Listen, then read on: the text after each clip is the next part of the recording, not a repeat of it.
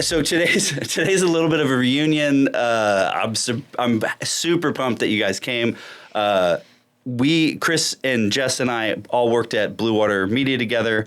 We're going to talk a touch about that, but mostly what they're up to now is really, really incredible. I've been watching them over the last, it's got to be at least 3+ years at this point, right? Yep. Yeah, because I was still at Bluewater, I think, when you guys departed. Yeah. But kicking ass, doing lots of cool stuff. I forget what it was called, the 4 Down documentary? Yeah, Dude, yeah. I haven't seen the documentary, but like... Cool shit. So anyways, they're up to some really, really cool shit. I'm super pumped that they're here. I'm super pumped that you said yes. I welcome Jess and Chris from Canders Productions. Thank you guys so much for being here. Yeah, thank you for having us. Canderson does have a ring to it. It does. You're not the first one to say that. Is your Instagram Canderson? So it's actually Canders on set. But it does get confused with Canderson. Yeah. The last name doesn't help that. No, not at all. No, but dude, cheers to you guys. I'm so pumped you're here. Yes. Thank you for coming. Thank you for saying yes. Cheers to you. Thank you for having us. God bless. Oh, of course, man. Yeah. So we'll get right into it. Yeah. Production companies, yours or yours together? Together. Together. Yep. Lovely. Beautiful. So it's a package deal. When you hire Canderson, you're getting Jess and you're getting Cander. Yep. Got it. You're getting Cander and Sons. I got it. For sure. That's awesome. We live through a lot of, at Bluewater, a lot of what the F moments, a lot of chaos, a lot of, easily more than 3 dozen WTFs, right? Easy. Daily. It's pretty chaos. It's pretty chaotic over there. But I wanted to ask, I want to start with some brief origin. Who's your daddy and what does he do? Like, where do you guys come from? So I'll start with you, Jess. Where are you from originally? South Florida. Okay, so this is home. For me, the rest of my family's from Massachusetts. Oh. They all like to call me their cracker, so that's fun. Cool. Well, they're massholes, so go go pound sand. So you're the cracker of the family. Yeah. That's messed up. What about you? Where are you from? Born in Houston, lived in Utah for a little bit, but been in Florida most of my life. Got it. Okay, so, and always in this area, like the Tampa Bay-ish area? Ocala for me. Moved there when I was 6, and I moved down when I was 28, so down to Tampa. So I've been in Tampa since I was 28. And you both went to school for film production? No, go ahead. He didn't go to school. Attaboy, me Lucky neither. bastard. No, well, we did go to school, and we'll get to that. Somebody gave me perspective. Harry Green, you know who Harry Green is? He was on the show on Tuesday, and he blew my mind with some perspective, but we'll get there. Go ahead. I went to USF. I have a degree in broadcast production, and it's useless. Useless, yeah. Okay, well, that's fair. I mean, it's unfair, but it's a fair synopsis. But let's get, for those that are maybe...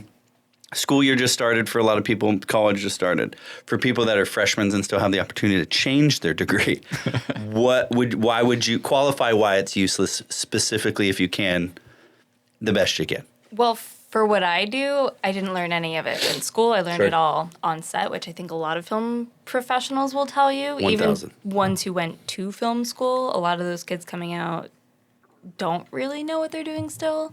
And then when you add freelance on top of it, I didn't understand how to do taxes as a freelancer and what all goes into that. What's a write-off, what's not. Which I think is a complete miss in school in general. Yes. I can tell you I've never used algebra, but I've definitely filed my taxes every fucking year. Yep. And I can tell you that I've never used algebra, but I did buy a house and had no idea like what equity and there were adulting shit that is highly, highly, highly valuable to me today and for the last 20 plus years that no one said in school. Exactly. Yeah. So similarly, you're saying production was just a money grab. Basically. More or less. Yeah. Film school is. I'm a big proponent of just don't go. Yeah, sure. Not if that's your goal. Sure. And then you, like me, you're just learned it on the streets. So, yeah, I mean, I've always been interested in production since I was like 8. My mom got one of those home video cameras, typical, stories of doing the home video camera thing. Then I got into high school, did TV production for all 4 years. By my senior year, I was doing the co-ed teaching classes kind of thing. And then once I got out of high school, I couldn't afford a camera, so I actually got into music production. And I actually became an intern for a studio for about 4 years, learning to become an engineer and recording bands and stuff like that. And then And then once I got enough money saved up, I bought a camera and I stopped pursuing that and kind of got back into filmmaking. Yeah, and at Bluewater, were you brought on as audio initially? Yeah, they brought me on because they knew I had an audio background. Yeah. But you were all bricked up for camera. I was camera, really lighting is really where I wanted to learn. Yeah. That was my biggest thing that I wanted Which to lighting matters, because this room looks bigger than because of lighting. It's not these cameras. It's not those lenses. No. Those lenses came stock, those aren't nice lenses. Lighting friggin' matters for sure. Okay, so you went to school. You learned something, but not. You learned the real meat and potatoes of the job, working on set, 100%, being around set. Yeah, I think that's true, 100% for me. And I think it is, and then I think that's true for most industries. I think that hands-on experience, getting in there, just doing it, infinitely more valuable to the point. I've always told people all this, my career in film or TV production, even my music career, right? Pre that, right? Self-taught. Got lucky, said yes to opportunities, learned as I went. I never went to school. And Harry Green said this to me. He goes, "No, dude, that's a master's class." And I was like, I got a fucking master's, that's right. Damn, I'm going to tell my mom. My mom's finally going to be proud of me. Yeah, dude, we did, especially at Bluewater, man. Bluewater was like... That was the trenches. You really did wear all the hats. Everybody was wearing the hats. Yeah. Oh, yeah. And brutal, but the takeaway when you're out, this is super common. When you're in a shitty thing, you just see the shitty thing. But when you get out of the shitty thing, whether it's a relationship, a job, or whatever, it's kind of like you don't forget the shitty things, but you appreciate the takeaways a lot more, the good times, right? And so to be fair, right? But since we're just touch on this real quick, and I already warned you, but I personally am curious because it happens so fast. Yeah. Okay, so we all worked at Bluewater, and then all of a sudden you both aren't working at Bluewater. Right. Okay. Correct. Without getting into the specifics, I think there's a story here that I think is actually really inspiring. What happened? So I guess I'm at fault for most of this. Sure. So hit us with it. All right. No fault, man. We're all friends. So essentially, I was basically the studio manager for a day because there was an outside crew coming through, and I was helping them out with some things and kind of helping them with some of the lighting aspects of it, working the grid and stuff like that.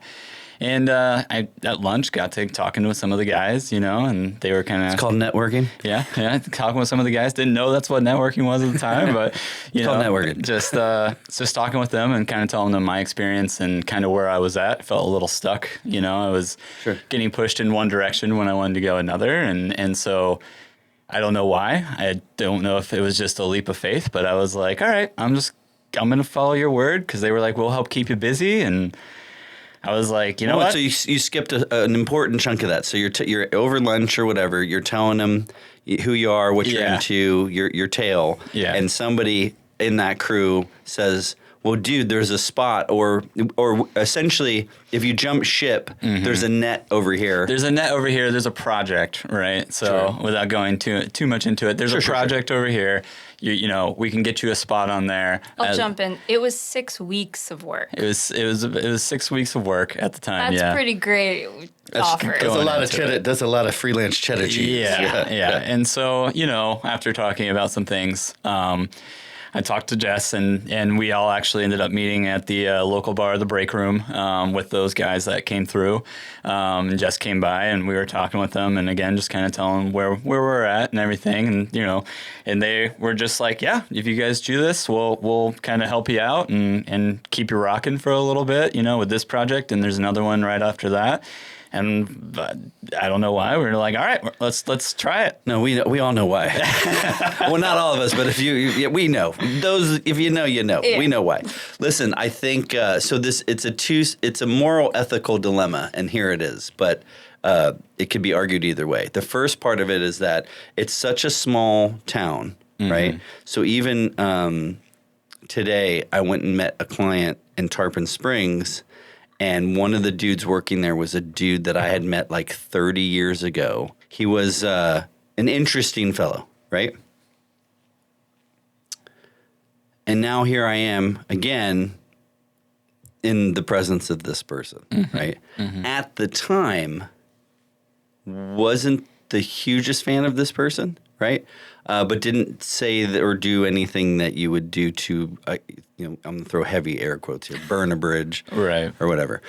Because you never know, right? So that's the first part of this thing. I think in a small community like ours, it's like you worry about that. But here's the flip side of this: when you're an employee, you don't get a heads up if they're going to fire you. They just fucking fire you, right? Yep. So you gotta always do what's good for you, because companies, right? Now you own your own company, and you understand is that companies always do what's good for them. Yep. So that's part one. The flip side, though, is that imagine you guys have a shoot, you're on set, you got clients there, crew, blah blah blah, and a day or two before, a very valuable member of the team goes, "Hey, bigger paying gig, I'm gonna bounce." You're gonna be like, "Motherfucker." You're going to have feelings about it, right? Yeah. So I get it. I'm proud of you because it paid off. You guys bet on yourselves, right? And I think that's the message there is that, sure, we try our best to not burn bridges, right? Yeah. But at the end of the day, it's your life, it's your career, it's your dream, it's your passion, it's your whatever. And, you don't want to intentionally, I think it's about intent. Yeah. An opportunity popped up. It was more in line with what you want to do, because none of us wanted to do infomercials, right? That's not why we got into the biz, was to sell pots and pans and hair loss cream or whatever, Right. Great work, learned a lot, not shitting on it, just saying that something popped up that was sexy AF, more in line with what you guys wanted. I get it. Which is funny too, because when we first got on that job, we got our asses handed to us. Yeah. Sure. How so? Oh, well, we got hired on as grips this was a Lifetime movie, union work, and so we were on We didn't know what any of that We didn't meant. know what any of that meant at the time. Wait, they didn't teach that in film school? So we showed up on set, we were with these grips, and these grips turn out to be some of the best grips within the industry. They're from Atlanta, originally out from LA. Sure. Definitely doing someone a favor. Definitely doing somebody a They made it favor. very clear this is not usually their caliber of work. Sure. Right. So we got swept under them, and boy, were we not conditioned for their level of, expertise on what they were doing. Expectation and stuff. Yeah, and I want to back up real quick to that comment. If you say yes to a job, don't bitch about the job. You said yes. You didn't have to say yes. Right. Own the job. It can be shitty, and Yep. you can tell your wife that. But, don't bring morale down. No. You said yes to the money. Do the job. Yep. But Sorry, I do a lot of tangents. You'll realize that. No, you're great. I But agree. the way that it ended up working out by the end of it, because this was peak COVID. So Right. this Oh, is yeah. so 2 weeks into this shoot, our key grip and our dolly grip and a couple of other of our supports on the grip side all got COVID.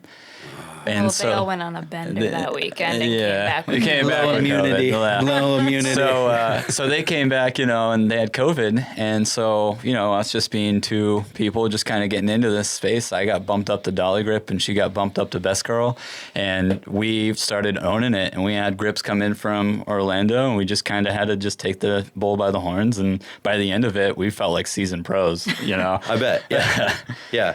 It's like that. If you ever seen that movie Blow?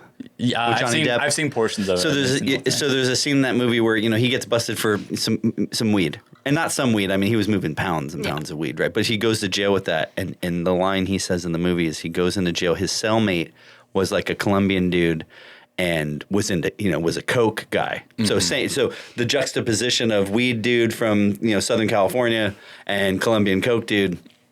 And the line in the movie is it's like, I went into jail with a degree in marijuana. I came out with a PhD in coke, right? Yeah. And so similarly, right? I think, and that goes back to you learn it. You learn it on set, man. You learn it. You learn by doing experience. You got to touch some stuff. A lot of people, especially in the digital marketing world, there's a ton of fucking posers, man. Yeah. And it was really important to me that I didn't overpromise and I didn't underdeliver. I don't sell people shit they don't need. Super important, because a lot of times, especially when you're starting off, you just want the yes, you just want the dollar, you just see dollar signs and you're hungry because it's feast or famine out there sometimes when you're freelancing or you're doing your own thing. It's scary. And so sometimes you'll just say whatever to get the job. Yep. Yep. But then you got to fulfill the job. Yeah. Right. And so again, from some of the experiences in my life at certain agencies, is that overpromise, underdeliver all the time, and sell services or sell experiences that maybe we weren't doing, or maybe that couldn't be done, and then just never brought up that we did or didn't do the thing, right? And and again, I'm not throwing too much shade. I'm just saying I didn't want to do it. And so to your point, there's two things that came up. The reason why they took the job is because of COVID. There wasn't a lot of work. So them throwing shade, double shitty. Because like, yo, dude, times are tough. There are people that would fucking kill to have these positions. Number one, good thing they went on a bender. Because cha-ching, cha-ching. Yeah. Because when you're union and you get bumped up, title actually means something, right? Doesn't that equal more pay? Big time. Yes. Good for you. That is nice. Yeah. Well, and then you can say you've done it. And you now, can guess do it on what? the next Right. job. Guess what your rate is now. Good for you. I mean, Yeah. because of that job, it's how I got my next job as a dolly grip, for a bigger feature. So, Got your ass kicked in a totally different way on that one. Yeah, for sure. But Yeah, it's tough. It's tough out there. So for perspective, because we all worked at the same agency, when you say ass kicked, without sharing, intimate details, like what about it kicked your ass the most? literally the physical conditioning of it, the expectations of having to carry gear up 12 flights of stairs, without an elevator, and you're carrying up big gear. Like when we worked at that agency, it was a little bit more contained.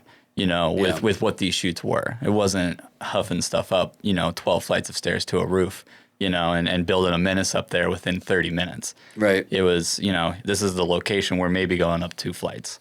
So I think that was the biggest difference, was just the physicality of it. We weren't used to the size and the scale. We were doing 20 bys with them, 20 by 40s, And the scheduling. And the scheduling was a lot more. The Lifetime Hallmark movies, they cram a lot into a small amount of 20 time. pounds of shit into a 5-pound, Yeah. delicious, beautiful Lifetime made for TV movie bag. Yeah. Yeah, motherfuckers. What's up? But dude, they're printing money. Have you ever seen the meme where it's like all the covers of all their movies, their seasonal movies, and it's like the same color, the scheme, the same, couple. It's two people, they're hugging each other, and it's just like, and then the plots are always the friggin' same. It's like, she's a small town girl. Yeah. And she's going home for Christmas. They have a target audience. I was going to say, their demographic eats that up. Well, and the writers are just like, what is it? What season? October? They're just like, fine, replace Christmas with Halloween. I'd be shocked if they still have writers. And it's What's not her name? just- Oh, Janice. Fine, replace Michelle with Janice. It's the same shit. It's the same shit. It's a little 100%. rinse and repeat. Yeah, for sure.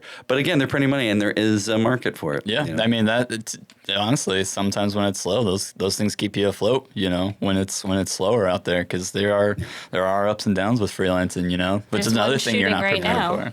Yeah, and that's another thing you're not prepared for, when you're at an agency, because you're used to that consistency. Yeah, if it was slow for the agency, we came in and cleaned shelves. If it's slow for us, We sit at home and wonder if we're ever going to get called again. Yeah. Start putting your feet up on OnlyFans. Yeah, for sure. Listen, I thought about it. I thought about it one day. I was just like, I just want.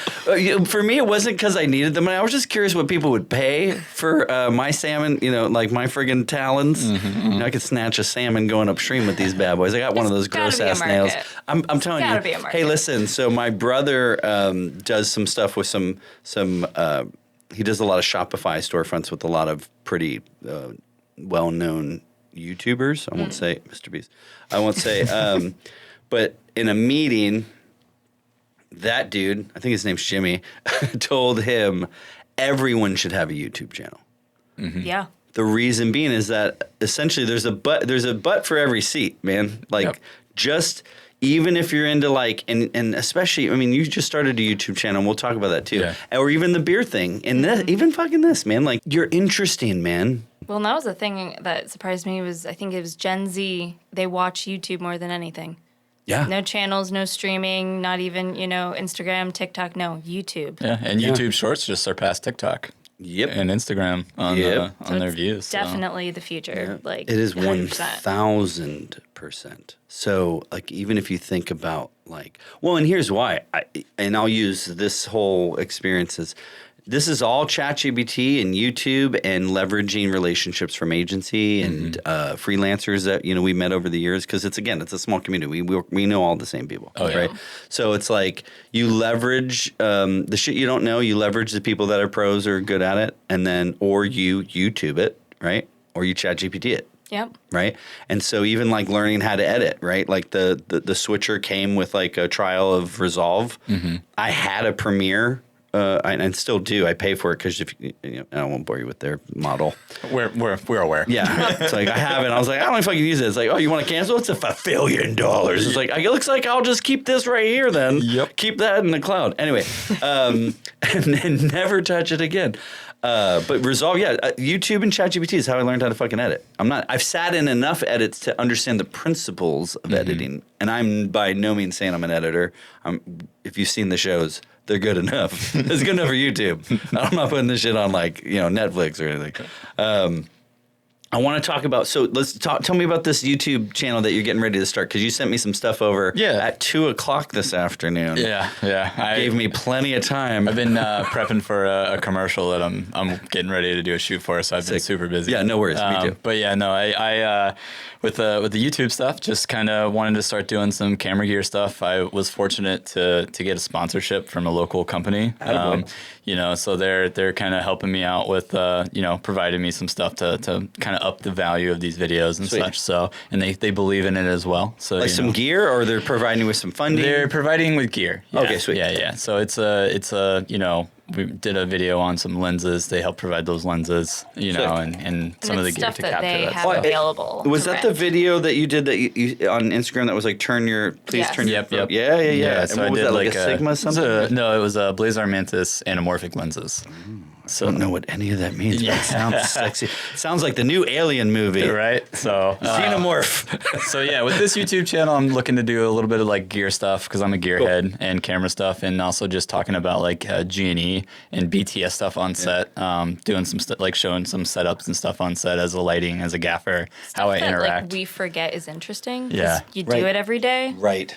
But people are like, oh, that's so cool what you do. And you sit there, really? Well, that's a really good point. Just as that, like, we become like, it loses its sexy, right? But like I hate to keep bringing up my mom, but people like my mom or like my siblings that don't do this, like. Anytime they came on set, like we used my brother's dog for a thing one time, and they're just everybody. The studio, Bluewater's impressive as fuck. Oh yeah. Or being on set is like holy shit. Even when people come in here, and this is, I'm proud of this, but this is like pales in comparison to, like a shoot, right? Like 30, 50 people shoot, like 2-ton grip trucks, et cetera, et cetera. Like people are like, holy shit. Right. And it's easy to forget that. So, yeah, I think it's rad. I think that's why Instagram's really cool. I saw a comment on one of the things where you post all this stuff, and one of the comments was like, yeah, but you never show us the footage. Oh, yeah. And it's like, yeah, you got brain. Yeah. Oh, was it? Fucking brain. He would. Fucking brain. Audio guys. Yeah. I don't know. I saw you did some stuff with Mike Mayo. Yeah. As an audio guy. Yeah. So when I first got started, he was the first audio guy I met. He was super cool. You did some stuff for the Tampa Bay Lightning. That's sweet. That was my first PA gig, and that's how I met Mike Ramos. I had already met Ryan Dillo, and I think I had already met Seth Floyd 1 or 2 or 3 times. But me and Ryan hit it off instantly because we were like kind of cut from the same cloth from a comedy standpoint, from a humor standpoint. But that's a cool shoot, dude. Yeah. I met Mike Ramos, and Mike Ramos is to this day. He's like my buddy. I call him for everything. Yeah, I love Ramos. He's a good guy. Yeah. And so, so I wanted to tell you. So, since you have a gear show, let's talk about gear. So, let's talk about if you mentioned earlier in your start you couldn't afford some gear, and the second you could, you bought. What did you buy? We bought lights. That was the first thing I bought. First thing about was lights. Because I already had a camera, but when I got really into it, the first thing we bought lights. We were on set and we bought lights. Like, because we were like, we got a shoot coming up. We're going to buy some lights. We need to get some gear. We need to get some stuff. And you guys are in a really rad position because you can pull resources financially to maybe get you into a piece of gear quicker, and then also hopefully pay that debt off a little bit quicker. Yeah. Well, the problem is there's no one to say no. Right. Yeah. Well, Within our So, household. Yeah. I'm like, this is cool. Yeah, this is cool too. What do you Yeah. think about this? Yeah. Well, sure. But if you think about, listen, I get it because there's a whole lot of look around at how cool this is that I'm paying for. And it wasn't free. But I think that going back to the bet on yourself, man, you got to bet on yourself. Yeah. And it's an investment, you know. You need the tools to do the job. It looks like you guys are doing an incredible job. And now, to be fair, like the comment from Brain, I haven't seen any of the footage. Actually, I take it back. I did watch the trailer for the Four Loko. What was the thing? 4 down. Four down. Down. Yeah. At first, I thought it was 4 people with Down syndrome. It's not. It's not that. It's about 4 real people. Yep. But dude, Mark Wahlberg and Snoop Doggity Dogg were EPs on that? EPs on it. Nice. Yep. Yeah. That's big stuff. Honestly, you start Big seeing time. Mark Wahlberg EPing a lot of different things. Everything. Yeah, he's got his hands in a lot of stuff. Yeah, busy guy. Well, I mean, he was part of the funky bunch, you know, and so, you know, maybe he still gets down. He's still funky. Okay, so if you're on set, though, what are like, and so camera primarily or camera and lighting for you? For me, camera and lighting. Right now, I think I'm a little more known in the G&E space in terms as a gaffer or, you know, a grip kind of guy. Sure. I think I'm registered with the union as a dolly grip. But I do a lot more gaffing in terms of freelance work, but I also do camera work as well. And Nice. Yeah. Nice. And Jess, how about you? A little bit of everything. Real good jack of all trades, master of none. But That's not true.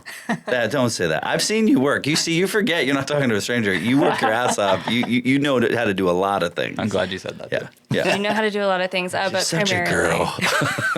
Listen, you're pretty and you're tall and everybody loves you. Everything you do is magic. No, seriously, you are very talented. I appreciate Very, very that. talented. But yeah, primarily G&E and then camera department. Mm-hmm. So it's been pretty half and half for me, either doing G&E or ACing. Yeah. And in this market, you kind of have to be flexible. Sure. And it's an interesting, technically with the union, I'm a grip, but it's a different union for camera. Right. It's a much more expensive union for camera. Right, because you got to pay your dues. Yes. So if you're in the union as X, are you allowed to, you have to, it sounded like, if I heard you right, you have to pay to be in a different union for Y. For some things. So IATSE is what you're in for grip and electric. Sound is in there. And then it's technically still IATSE, but it's the 600 is the camera union, which is still under IATSE, but it's a different union. And then each jurisdiction has their own IATSE for the theatrical workers. It's a whole thing. It's super complicated. Sounds like it's its own class. You got to take your own class. To I know my sort it little out. section yeah, of you know it. your part. You know what you need to know. Yeah. Pros and are you allowed to speak pros cons on union, or is that bad? I think the business? pros for us, I'll say the main pros, I think, at least for me, and I'm sure for you too, is just in case we want to transfer somewhere with a little bit more union work. Around here, there's not as much union work, Sure. as we'd like, but it seems like there could be some more coming, within the area. I've noticed some more smaller union stuff starting to pop up. So, but that was the main thing for us because I don't think we're going to be in Tampa forever. So if we want to move up to like the New York area or, out west or wherever that ends up looking like, we'll have that opportunity and already be within the union to just transfer over. Yeah. Makes finding and getting work Makes networking a little bit easier. Yeah. It's like vetting yourself. Sure. Especially even here, like I think I actually haven't worked a single union job, to be completely honest, since going union, because Florida's got the whole right to work thing going on. Sure. So it's a lot of non-union stuff comes through. Right. And if they didn't let us work non-union, we wouldn't work. Got so it. you can't really pigeonhole people. Sure. But it's just one of those things. Yeah, but we're grateful for the union and everything they have to offer with the healthcare stuff because that makes it easier as freelancers to, I'm going to move this closer to your beautiful face. Okay, there it is. I'm grateful for the union, but unfortunately, there's just not as much as we'd like around here in terms of union work. So, but what are the pros of a union job as a union employee? Give it to me, layman's. In theory, if you're getting regular work, you get health care, you get a pension. It's like the benefits of a full-time job without a full-time job. Right. And you're paying into that. But it requires you to work a union job to pay into those benefits. So at this point, you have to work X amount of hours to get those benefits. To even qualify. Yeah. Yeah. Mm-hmm. And then it protects you on set, too. Nobody's taking advantage of you, making you work really long fucking hours through the night with no fucking, In theory. In theory. But work is work. Well, let's put it this way: you get compensated more properly if you do go over. So it still happens, but you're not left holding the bag. Right. Yeah, because production's production. And let's be honest, man. If you have it set up, it's like and you've produced. You've probably produced as well. I imagine you have to. Yeah. Yeah. When you're a producer, man, and you're kind of like you have to answer to bean counters, and you look at it and you go, and I would do it at least 2 times a month. Go, is it cost effective to kill the shoot, right? Or like not go into overtime and just add another day or hit OT. And then in your head, you start going, okay, well, who can I lose? Can I lose craft? Can I lose hair and makeup? Can I lose, like who can I cut at 10 hours? Yep. And then who's mandatory, and not shitting on everybody. Everybody's, a shoot's about everybody. Everybody takes a village, right? But who can you cut? Yeah. And then what does that dollar amount look like versus if we have to do this all over again tomorrow, pack a load out? Can we walk away, or are we loading out and setting back up? There's 1,000 fucking variables that go into it as a producer. And then in the case of Bluewater, you're producing and you're directing most times. So you're doing a lot of hats, right? Well, and you don't have a first AD. Nope. Who is the one person on set who keeps you on schedule. Sure. So you have to do that too. Right. You're all the things. That was the one that I think is the hardest. If you're producing and directing, that's difficult, but I feel like manageable because you're familiar with the, what the project is, whatever it is. Sure. But you're not there sitting, okay, we're this time, and I need this much time for this, and I need this much time for this. It's detracting from you doing your job well. Right. And so, I'm going to toot some horns here, mostly mine. No, but everybody that works there came out of there is that there was a lot of wonderfully cool shit. There was some shit shot out of there too, but there was a lot of wonderfully, really beautiful, cool, impossible shit done with like what should have taken 20 people. Yeah. And it was done with about 5 or 6. Yeah. That's one thing we always talk about, like even though maybe things didn't go the way we wanted in terms of leaving Bluewater, but we are always so grateful for what we went through there because it really shaped us, And it gave you a master's degree in production. It did. Yeah. And so, Hats I off. tip my hat to you, sir. Yeah, thank you. Sirs and madams. Camera gear you have to have on set. You just have to. Or any kind of gear, not even camera gear. So you're on set, you have your checklist. What, if all else fails, what do you absolutely need to make the shoot actually happen? And I'm going to start with Jess. In your world, because your worlds are similar. What am I doing? You pick. Your choice. So if I'm a camera assistant, obviously you need a way to pull focus. So I own a Nucleus. Sometimes when you're on a set, they will rent their own stuff, and you have to figure out how that works. Sometimes you bring your own, just depends. And you rent that out, or it comes with you as this gig? It's kind of project dependent, but typically there is a kit fee if I'm bringing everything, because I have a monitor, I have, my Nucleus for pulling. You need your wireless typically, because that was one thing I remember at Bluewater. They did not have wireless while I was there, and it was running a lot of SDI cables. Sure. And so wireless, 100% for my job. Yeah. Love that. So if you're pulling focus, it's you need your kit. Yeah. I'm going to bring in my kit. Yeah. All right, what about you? So again, I know you do a myriad of things. Yeah. Pick one. If we go with just like gaffing, typically it's, it's a lot of variables because it's obviously if we have specialty rigs or anything like that, typically it's on the key grip, but a lot of these smaller shoots, I kind of wear both hats with gaffer key grip kind of situation, making sure I have my tool bag with me, my multimeter, all my stuff like that to make sure we have, adequate power. What the hell does a multimeter do? I won't call out this person, but there was somebody that worked at Bluewater that walk around and do things like this, and then would do things like hold this fucking, Harry Potter fucking globe to the... Yeah, he's measuring the light to see how much. Yeah, so and essentially... You're a rad dude. I'm not shitting on you. So essentially all you're doing It's is just you're weird. giving I your don't get camera it. settings. Sure. And He cared too much. You're starting to see, you can give it your camera settings on some of them. Otherwise, you just kind of take a reading, see what it's giving you in terms of like where it's suggesting your settings to be, and then you just kind of work with the light to get but with these lights now, it's like everything's, well, I don't want to say everything, but like the lights now are pretty phenomenal. Yeah. They're not as hot. You can control them through your phone. You can set, you can set everything. Yeah. And just go, done. So how beneficial then is it measuring maybe spill from maybe ambient light? Like what I think what is it all actually of doing? it.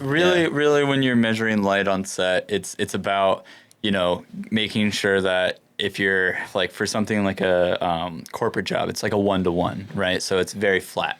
Versus going into something that has a little bit more contrast, and you can start looking at your shadow side versus your key side, and start measuring that out, and you can actually physically go up to the DP and say, hey, this is where we're at.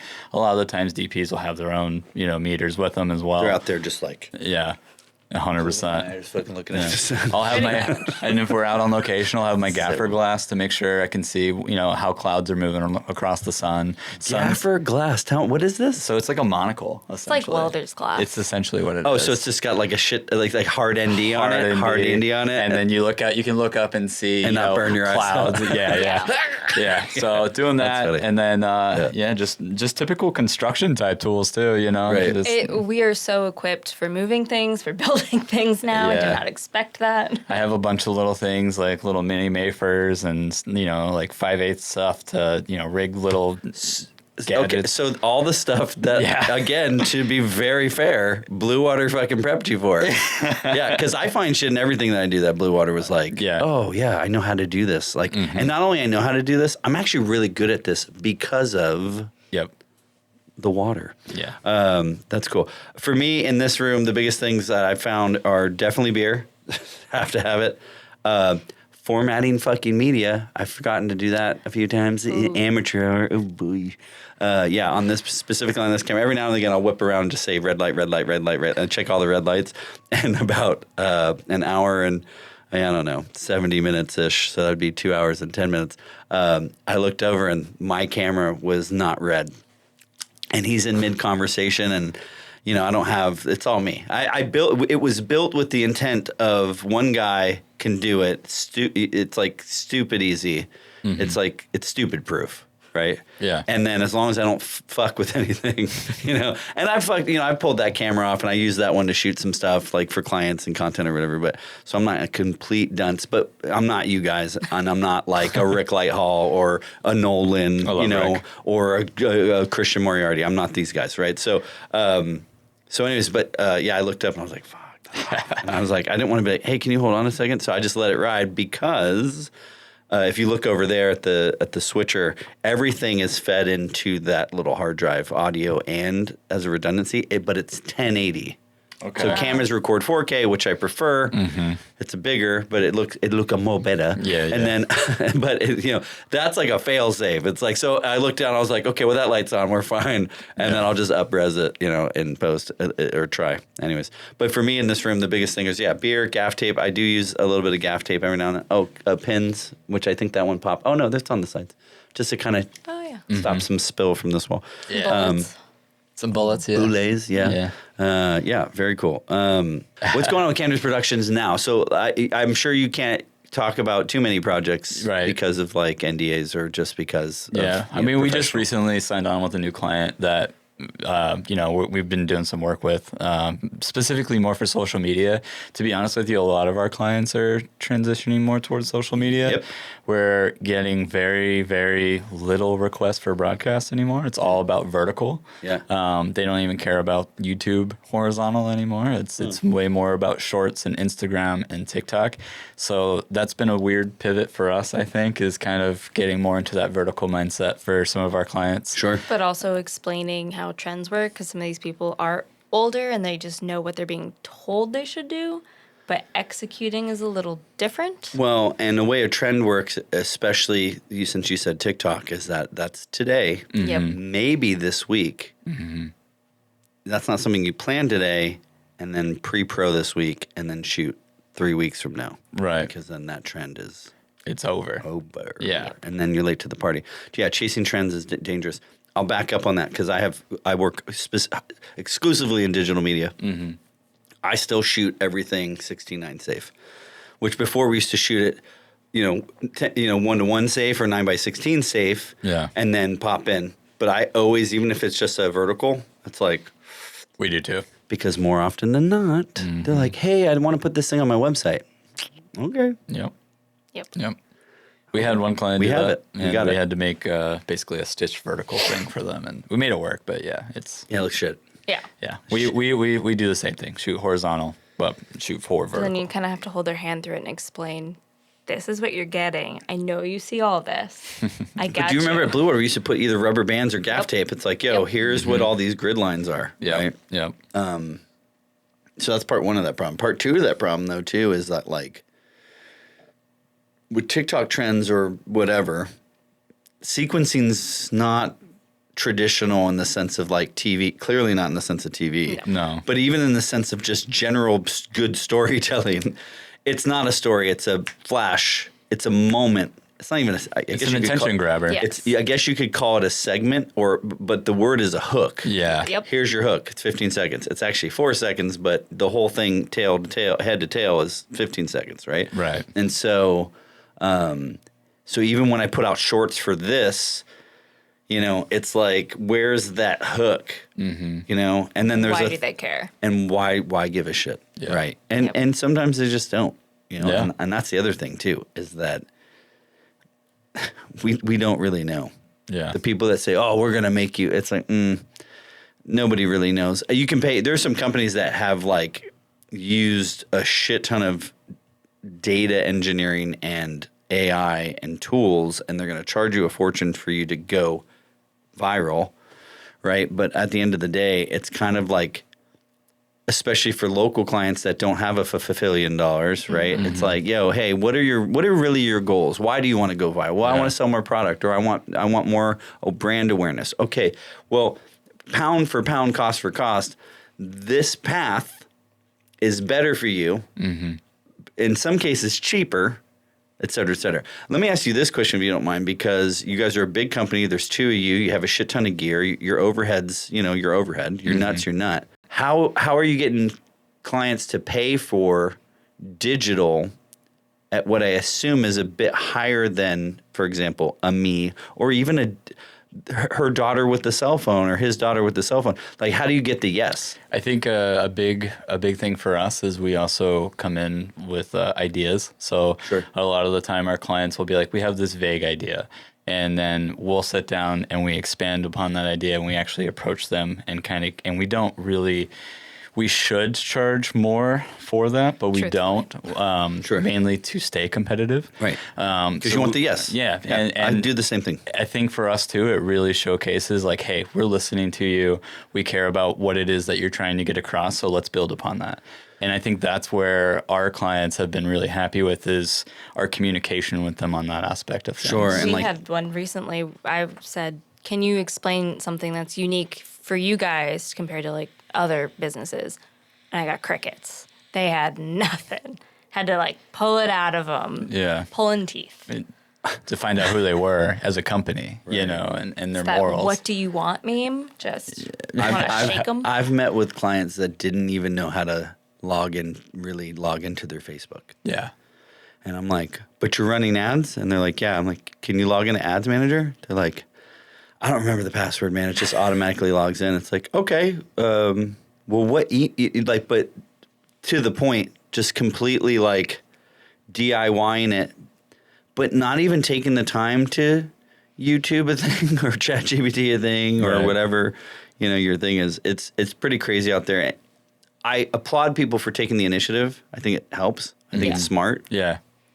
But there's a reason people like you exist that are specialists in what you do. And there's reason that you exist and you're a specialist in what you do, is that what we do matters. Having a pro, or having somebody who's experienced and seasoned in X, Y, or Z, super fucking valuable, because in the end, zoom out, it actually saves you money. Yeah. You can fail forward all you want and spend, I hate using the word waste.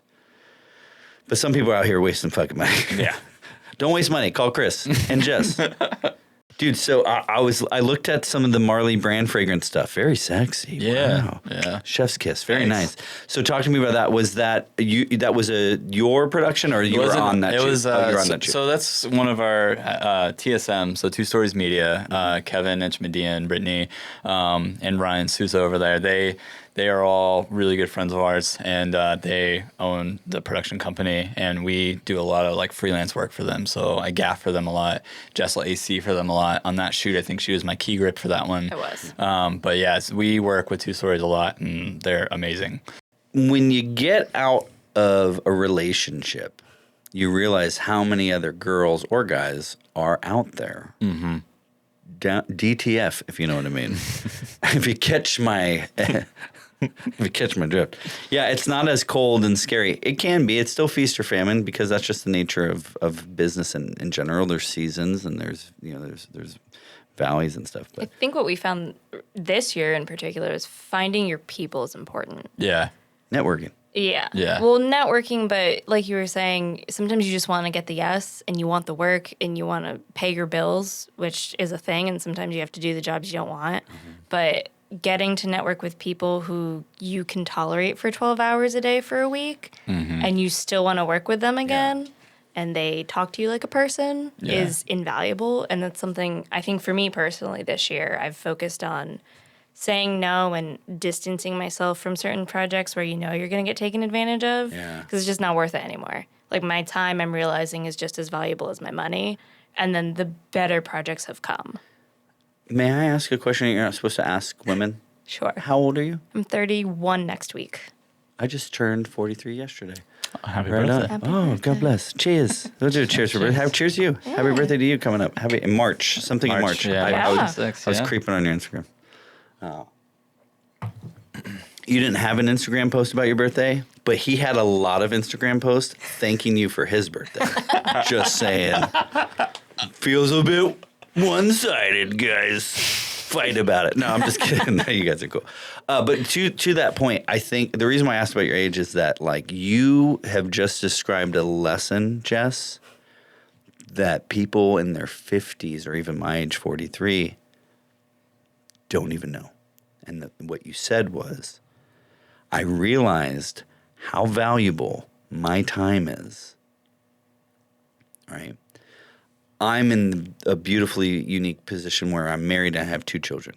Children did that for me, right? Children, like, and not like gradual, gorgeous, like in all the story. It wasn't a story to it. It was like a fucking train wreck in my soul about like, dude, I cannot work 80, 60, 90-hour weeks. I cannot travel. I cannot not be home more than I'm, you know what I'm saying? Mm-hmm. I will not. Yeah. I will not do it. Yeah. And so perspective, that knowledge, and sure, it means that you're going to, I don't want to use the word miss out, but you're going to turn down opportunities. Mm-hmm. But when you in your heart, when you've made that decision, in your brain, when you've made that commitment, it's not a miss. It's like, that's cool. It happened and I chose this, right? And I'm not shitting either way, but in my experience, I hear more stories about, I wish I had more time mm-hmm. with my wife. Mm-hmm. I wish I had more time with my kids. And in our industry, there's a lot of fucking divorce, man. Oh, yeah. A lot of it, right? Yeah. I'm sure finance has a lot of divorce, real estate. I can't speak on those. I'm not in those industries. But I will say in our industry, there's a lot of divorce. And I get it. Because if you want, you guys are in a relationship and you work together. Mm-hmm. Good for you. Good for you, by the way, for making that fucking work. But, it takes time, man. It's a commitment, and you got to love it. And you got to want it. So back to the point and the kudos to you. Good for you. Do you know that? I do know that. I'm learning that. I'm in repair. I do know that. Yeah. No, it matters, man. Like, especially when, I don't want to use the word desperation yet, but when hard times fall on us, man, like that, those lines in the sand become kind of blurred because you got to do what you got to do. And you kind of said that, right? No, you didn't kind of say that. You said that. And you're right. And sometimes you got to eat some shit. And sometimes you got to take the job you don't want to do. Yeah. I told this story before, but I'll tell it again. Like Mozart, right? You all heard of, this person? Okay. So it's not just me. I mean, shit slaps. All right. So I'm familiar with this new artist, Mozart. I think it's pronounced Mozart. Anyways, he would write what he called bread and butter music. The songs that we know that you could hum, right, that were in Bluey or whatever, pick any other major. That was the bullshit he didn't even want to do, but it paid the fucking bills. And then the shit that started with like symphony number and B minor that you don't know, that was his shit. Yeah. So he was doing this shit to pay for the shit that he loved.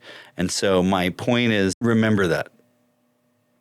But never forget what you just said, which I already did. No, I'm just kidding. Okay, so I got one for you, a little test. Do you guys like tests? Sure. All right, cool. I mean, I wasn't the Well, greatest you didn't tester, pass. but, Yeah, it's all right. Hold on, before I go to that. So on the Four Loko shoot, what role did you have on that shoot? I was the gaffer, so I was. Okay, I so, was, hold on. I don't want to cut you off. No, you're good. Because it's important. Because people have been listening now for about an hour, and they don't know what any of this shit means. I know, you know, yeah, but let's go for my mama. Where here it comes. Ready? All right. So I'm just going to go through phrases, and I'm going to just this, and we're going to go through what the hell these things then. Okay. So let's start with DIT. What's DIT? Digital imaging technician. Okay, and why does that matter, Jess? Well, you want to see your stuff at the end of the shoot, probably. Sure. Yeah. So- So they'll handle media, pipeline shit. Right on. Second AC, even though she mentioned she's that. You go. Second AC is typically keeping track of slate and keeping track of what lenses were used for what shots, depending also on maybe height of camera. That could be a thing, I believe.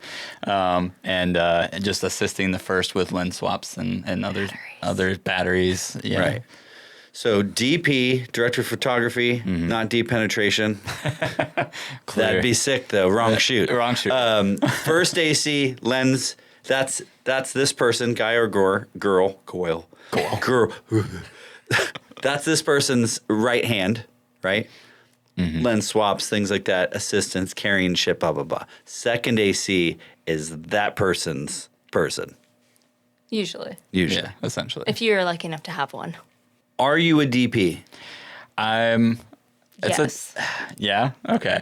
That's it. To me, that's tough because Say it with your chest. Come on. Say it with the same conviction she had about her time and how valuable I'll put it was. this way. I believed her. I feel confident with lighting. So yeah, I'm a DP. I DP and I gaff. That's my shtick. Sure. So what is a DP then?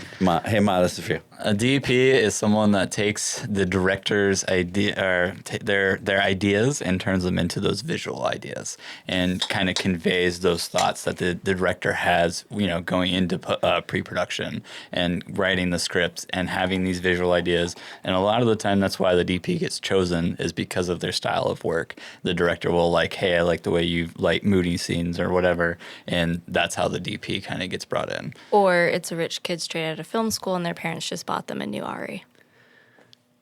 We've experienced both. And maybe one of us might be bitter about that, but we won't say who. But yeah, I hear you. There's a lot of that shit. There's a lot of I want to go to film school, Daddy. Yeah. Yeah. I've met and worked with, and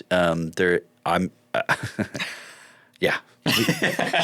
Yeah. If you know, you know. The thing. If you know, you Okay, know. so you mentioned best girl earlier. Yeah. When you referred to her, traditionally it's been best boy. You're right. Doesn't matter, pronouns aside. Yeah. What is a best girl, boy electric grip?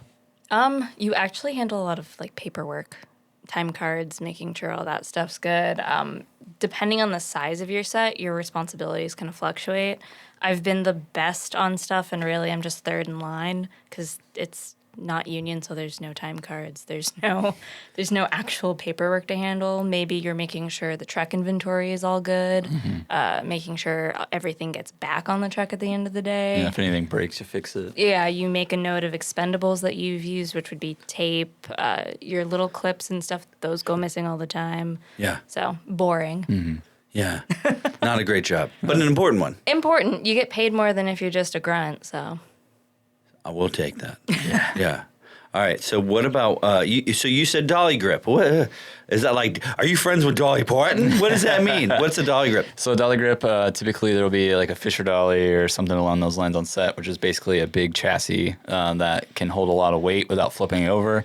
And you can put it on a rail system for smooth. A lot of the time, the film I did, we used a lot of dance floor, which is just basically laying down some flooring that's smoother than the actual locations floor and moving around doing marks like that. But essentially, it's just assisting with camera movement, depending upon what that is. On that movie, we had a crane, like a Techna crane, and it was a 27-foot Filmatechna crane, and we brought that out on the beach. We put it in a bar. We put it on a dock. We brought it all over the place, and responsibility was swinging that thing around, and getting This thing's for me. What the fuck's a Techna crane?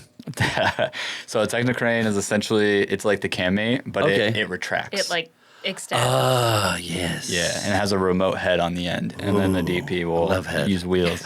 Sorry, Jess.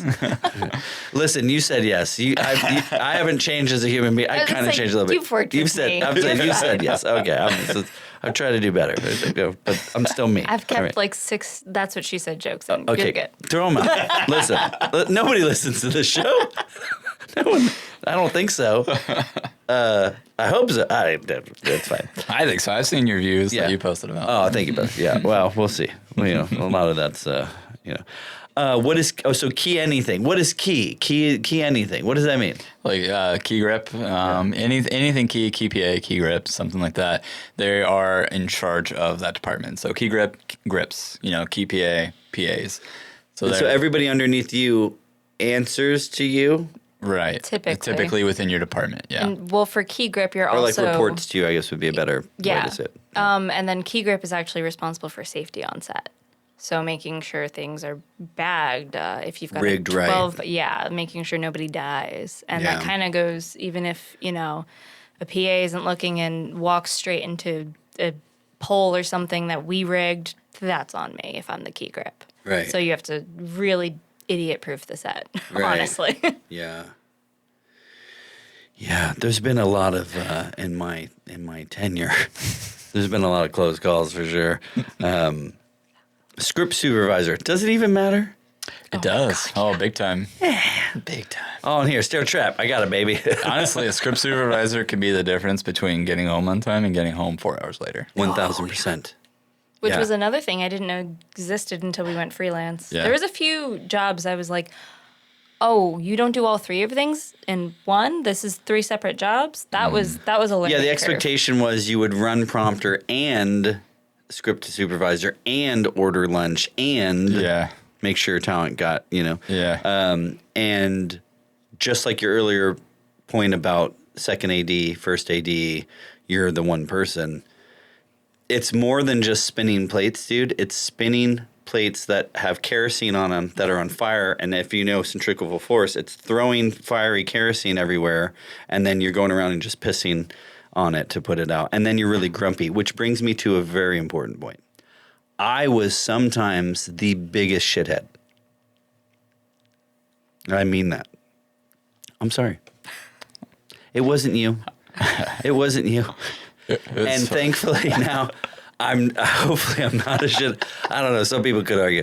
I don't think I'm as much of a shithead anymore. But no, I wanted to use this as an opportunity to look you both in the eyes and say, hey, dude, I probably said and was shitty to you. Wasn't you. It was the incredible weight of pissing on kerosene fires. Yeah. Makes sense. It makes sense. No excuse. My apologies. No hard feelings. So I think. When did you guys got together at Bluewater? Yeah. Correct. Yeah. It wasn't very well known. Yeah, it wasn't very well known. Yeah, we hit it for a while. Yeah, which was very professional of you. Yeah, that was the main thing. It's probably the most professional thing you did.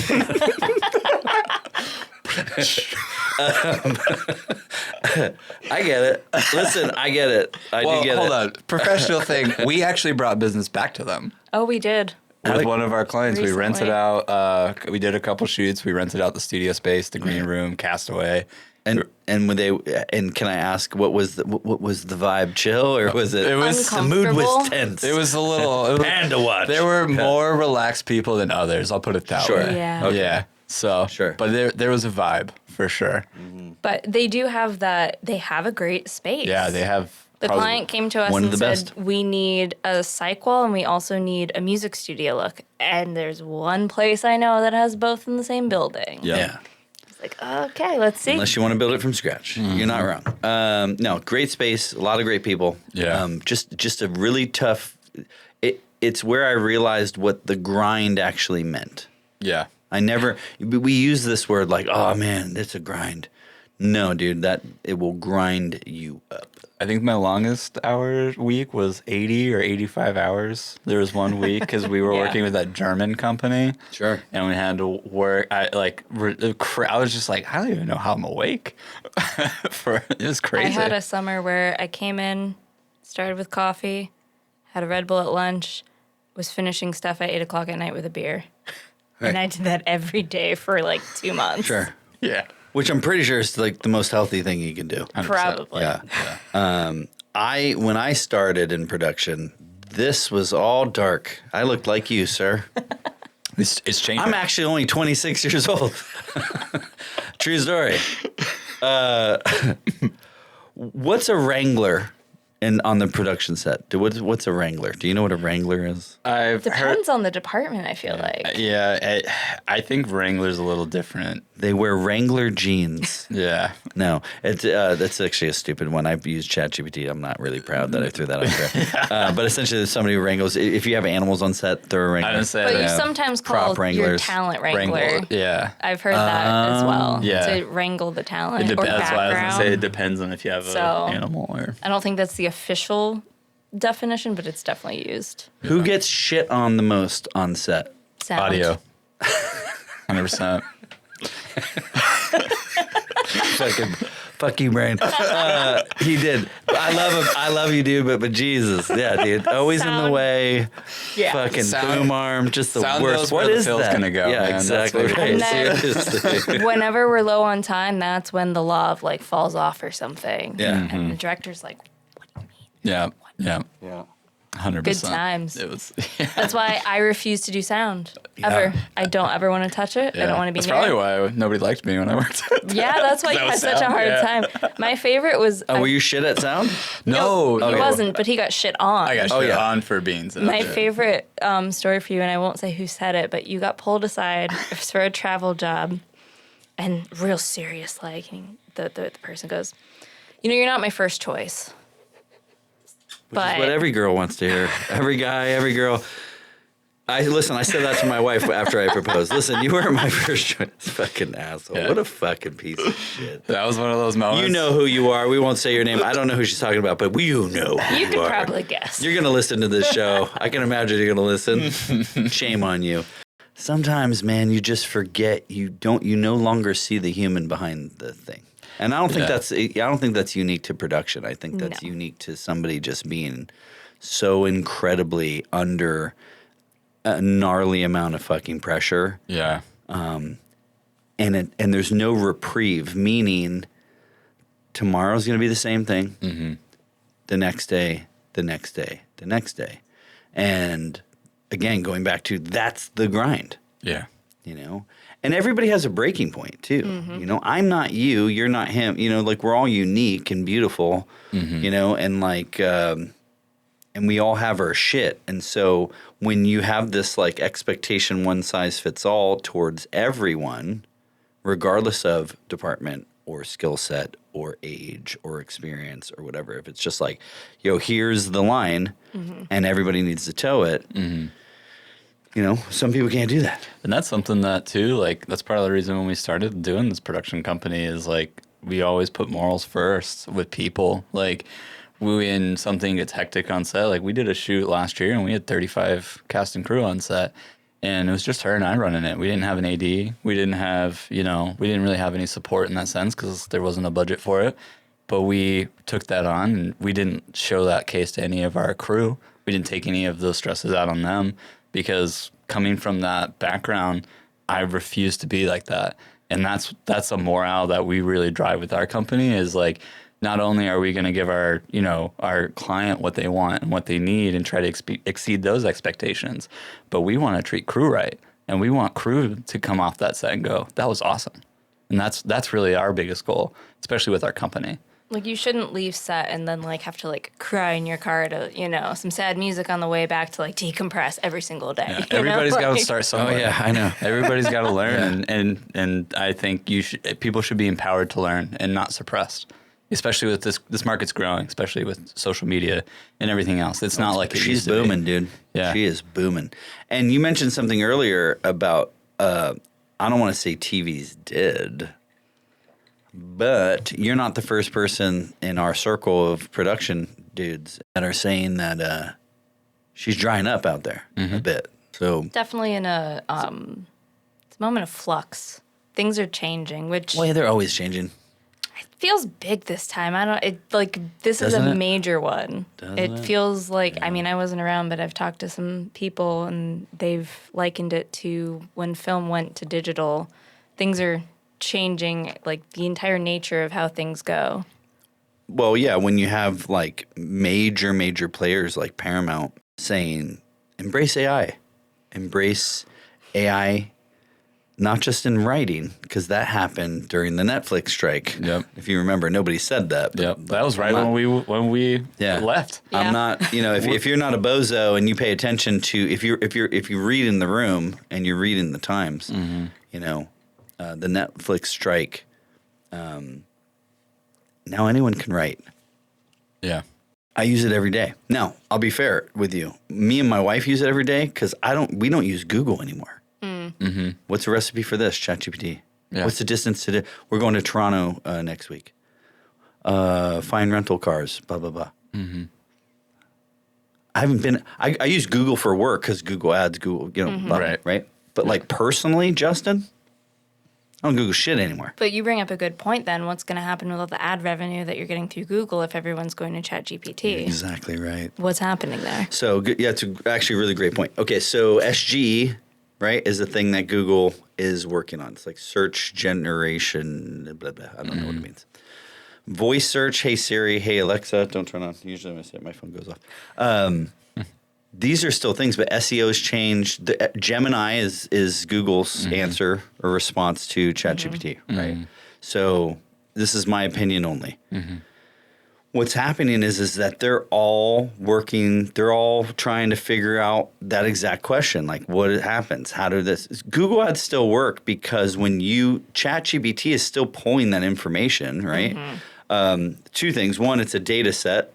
And I think the data set ends in like 2023 is what it's been fed on, Oh. right? But it does have internet capabilities. So if you dropped in your website or mine or whatever, it can go that and crawl to a degree and extrapolate some information. So Google still is a thing, or Google search is still a thing because they're doing the same thing. Gemini's doing the same stuff. Like, have you put into Google and you see the AI generation thing? Yeah. Well, if you look to the right of that, it's still pulling like top 5 sources of that information. So it's still a thing. It's still working. What I'm seeing is the way that I write content for people now on their website, or the way that I write blogs, or the way that even copy in when you put out a post on TikTok or Instagram, YouTube Shorts. Google is actually now using TikTok, Reels, all this stuff. It's pulling that information. So if you go to Google something, it'll pull up what it finds as credible sources of X. Okay? Yeah.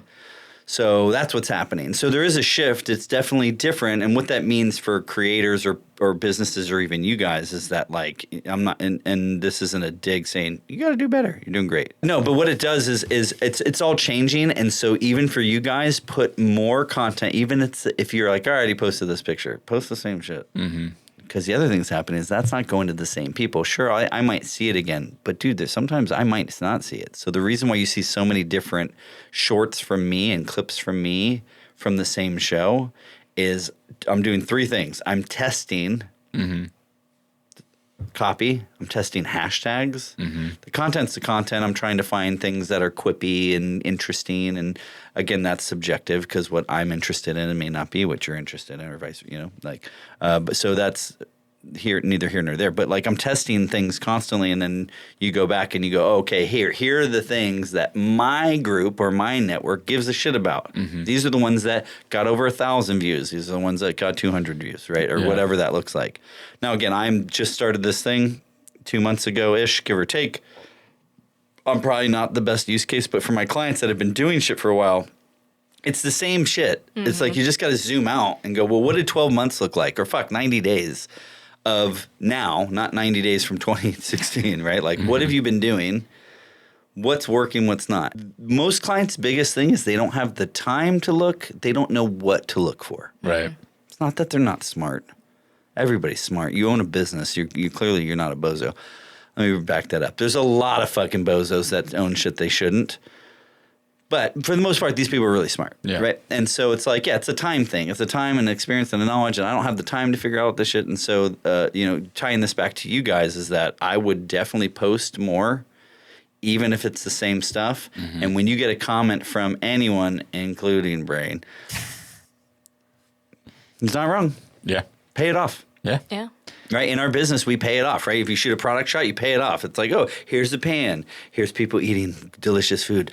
Pay off. Yeah. You got to pay it off. It's funny, too, because, like, obviously with our stuff, a lot of our stuff with our client stuff, because, I mean, I can say this because he said we could. So we we've worked with an affiliate company with, like, Google, like, doing stuff with, like, for their internal stuff, right? And doing stuff like that. Cool.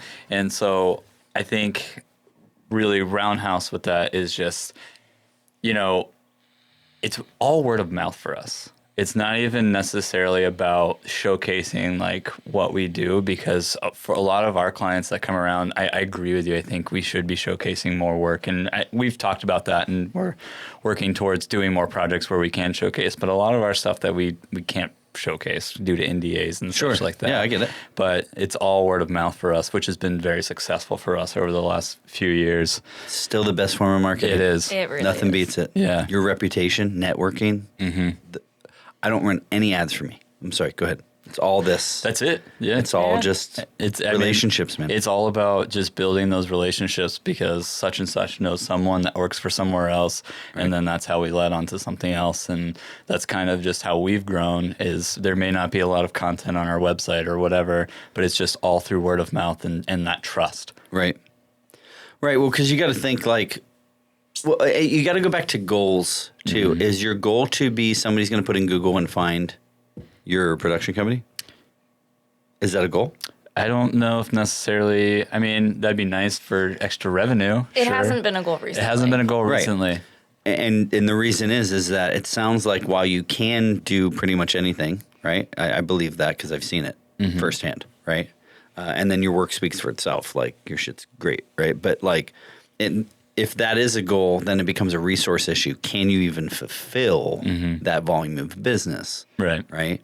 And that's another thing that I'm educating some clients on. It's like, okay, sweet. We're going to fix these things. Can you even answer the calls, respond to the emails, do enough of these quotes? In the case of, especially if you physically have to go someplace and like, if you're a roofer, right? And you got to I got to go to this house, I got to climb on the roof. It's 90 minutes. How many of those can you do a day? And how many of those can you do a week? Right. So does it even make sense to pour $5,000, $1,000, $2,500 in Google ads if you're not set up to? I did more ads when we first started. And to be honest with you, the payoff, the ROI wasn't there. Wasn't there. No, of course not. Wouldn't be. You know what I mean? Wouldn't be. And versus getting on set, talking with these people, saying, hey, this is what we can do, showing my professionalism on set, and then it becomes more of a conversation. People go here first, dude, and they're gonna, in my experience, look at your face. They want to see the work. Yeah. Sure, your .com matters too. I'm not saying it doesn't. No, yeah. It's harder for people that aren't web dev, and there's Wix and there's some plug and play stuff. But it's harder for us to maintain that shit if you're not a web dev person. You don't have that skill set. But dude, everybody has one of these. Instagram, they've made it stupid proof. Anyone could fucking use it. My mom's on Facebook. Our parents are on Facebook, right? Yeah. It's super stupid easy. So my point is that like they're gonna look there. Yeah. Yeah. Yep. When I meet with clients, I just met with one today. I look at Google Analytics. I'm looking at stuff, and I go, "Sweet, let's look at some social stuff." And they're just like, "Oh yeah, don't we don't really post there that much." And it's like, you should. Free. It's fucking free. Yeah. And that's something too. And again, it matters. We've had those conversations, and it is definitely something on our radar. Yeah. I mean, I've gotten more work off of Instagram, I think, than anything. Dude, just talking in to people. your phone, you have probably thousands of free advertisements. Yeah. It doesn't matter if they're 5, 10, 6 years old. You know that. I don't fucking know that. We don't fucking know that. Who gives a shit? Yeah. Start posting it. And then 3 months from now, post the same shit again. Slap a filter on it if you feel like you feel like it needs to be different, but change the copy Yeah. and post it again. Well, that's the thing we've done. Because it keeps going to new fucking groups, man. Just keep fucking posting, man. It's a pretty practice thing for freelance, I feel like, because there's been times, no work this week. We're going to post a set from a few months ago. Oh, hey, I have a job coming up. Yeah. Sure. It's a thing. Like, it's going to go, oh, I forgot. You do G&E, you AC, you do this, that, and the other, Yep. and then you get a job. Yeah. Yep. Also, just talking, hey, happy birthday. Like, seeing people, like, hitting people up. Oh, hey, dude, saw this, made me think of you. Hit them up. Yeah. It's all, yeah. Yeah. You want engagement, you got to engage. Yeah. Yep. You know, you want attention, you got to be attentive, right? You got to 100%. give attention. And I don't hate that. If you back it up to even just the basic of relationships, if you want love, you got to give some love, right? It's true. Yep. You got to show people how you want to be loved. Yeah. We don't all have crystal balls, so I don't know what your love language is, man, right? And so again, I'll make it less weird and bring it back to marketing, is that like, the love language online is like, comment, share. Yep. That's that love language. 100%. You want that love, you got to give that love. Yeah. Right.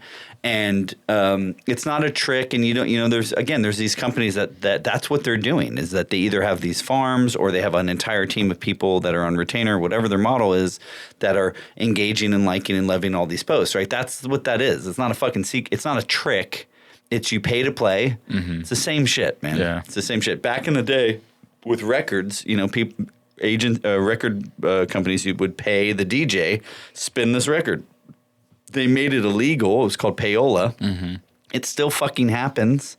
But that's what all this shit is. That's what all these interviews, when you see somebody, I got a new fucky fuck book out on how to fucking fucky fuck. It's like PR, pay to play. Yep. Leveraging relationships from this company. They have this guy. They're going to put him in there. But that person paid that PR company. It's all money. Yeah. The free one is organic. And you have in your phone thousands and thousands of pictures between the two of you guys. Oh, yeah. I understand there's NDAs. There's some shit that you can't Yeah. post, right? You can't mention the project. But, dude, like the Coast Guard shots, a bigger time. And make you look a bigger time. You look good, dude. It looks dope, right? And even your stuff. And there was a shot on I think this was on yours, where you had a carousel, and at one point you guys were just kind of looking at each other lovingly. And then the next shot you're sitting on what I think was either an inflatable paddleboard or some sort of paddleboard. You know what I'm talking about? It was the one. It's the one I posted for your birthday. Oh, it was a post for birthday. I retract my earlier statement. He did post one time about your birthday. No, but my point is that like all that shit, dude, go back through it, repost it, give it give it a different name, slap a sticker on it, call it something else. So you seem like you're doing well though since leaving. Oh yeah, infinitely better. Okay. Well, hold on. Let me qualify that statement. I'm doing fucking way better. Yeah. And not because anybody did me wrong or anything. It's just that, as you guys know, if you are having a shitty day, or you need a break, or you want to take your girlfriend, wife out, or you want to go to your kid's swimming lesson, or if you... I don't have to ask anybody, Yeah. right? It's like I'm a grown-up. Yep. Yep. And, my clients are, because my clients are all referral, I don't do any ads. My clients have gotten to know me, the person, and they know that, like, if you sign on with me, and again, I owe this ethic to my father and my mother. Did a phenomenal job. The reason why I did really well at Bluewater, and the same reason why you want to know why they called you and said, hey, dude, I need you to get up and go and do this and blah, blah, blah. It's not because you're a bitch. It's because, dude, you have an incredible work ethic. You're good at what you do. It says more about you than it does about them. Yeah. Right? And I realized that. I had this, and it sounds like you guys had this moment too, where it's like, why am I fucking doing this shit for these fucking... I could do this shit. I'm tall. I'm handsome. No, I'm not Brad Pitt. Yeah. Even though people stop me in the airport all the time. Like, Brad, no, sorry, not me. Wrong guy again. No, but you're like, dude, we could fucking do this shit. Yeah. And I think I had that. I had the same moment you guys had. Different, but same. Same, but different. Like,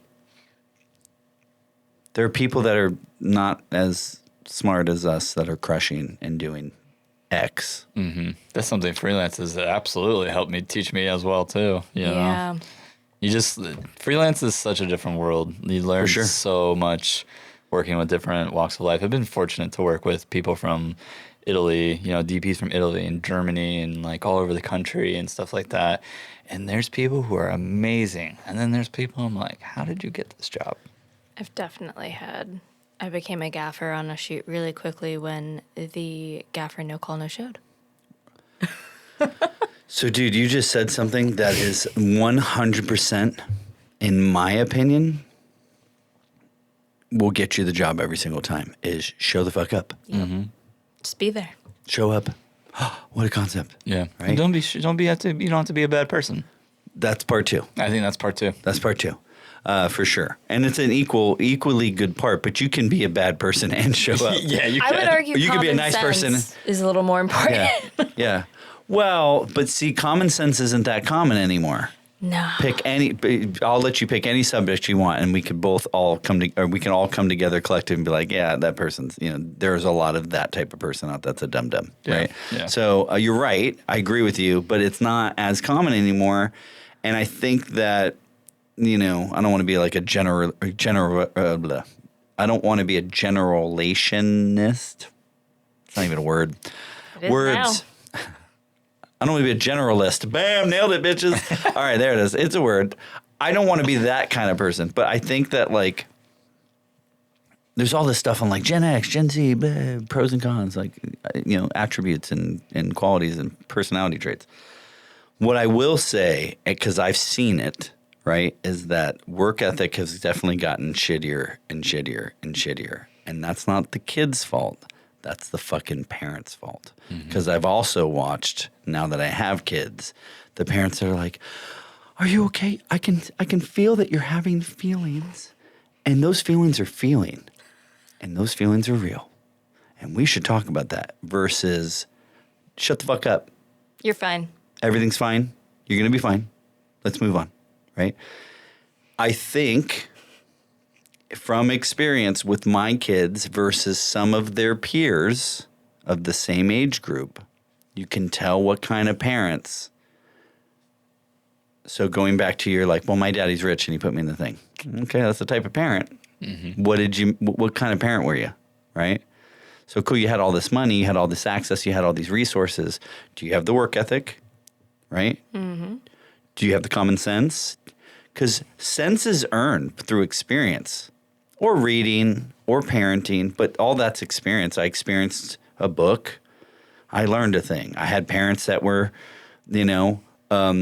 attentive and had a standard, and there were consequences, right? But either way, there was like, and then there's just like people that just exist in this life, right? There's consequences, right? So going back to your earlier point about like being fucking super rad to crew, the customer experience. So we're rad with clients, but it sounds like in freelance, your crew, they're customers too, because those are the people that are like, hey, oh yeah, I know a guy, I know a girl. Yeah, let's call Jess. Jess is perfect for this. Or hey, fucking, let me see if Chris is available. Our whole industry, even still now, I leverage relationships that I have. I call Mike Ramos. Anytime I need pictures, there is no other photographer. I call Mike Ramos. Yeah. Right? I know him. I trust him. Yep. He's the best, even on his shittiest days. Right? He's honest, and he's got work ethic, man. His work speaks for itself, and I know he'll be there. I won't get a, hey, man, my girlfriend broke up, or, whatever. Yeah. You don't get the sob story. That all might be going on. He's a professional. He shows up, and then afterwards, when the shoot wraps, the next day he'd be like, "Hey, dude, can we grab it?" And I'm not using him as a specific, but you get my point, right? Yeah. And I think that that's lost. Whereas what happens now, and I see it even with clients, is that it's like, "Hey, you're supposed to send me all that stuff." Yeah, but like yesterday, like the day was just. And I just couldn't possibly, and feelings, and excuse. And I'm not trying to not have empathy, but we got a job to do. This is a business, right? It's a fine line. You have to kind of hold hands a little.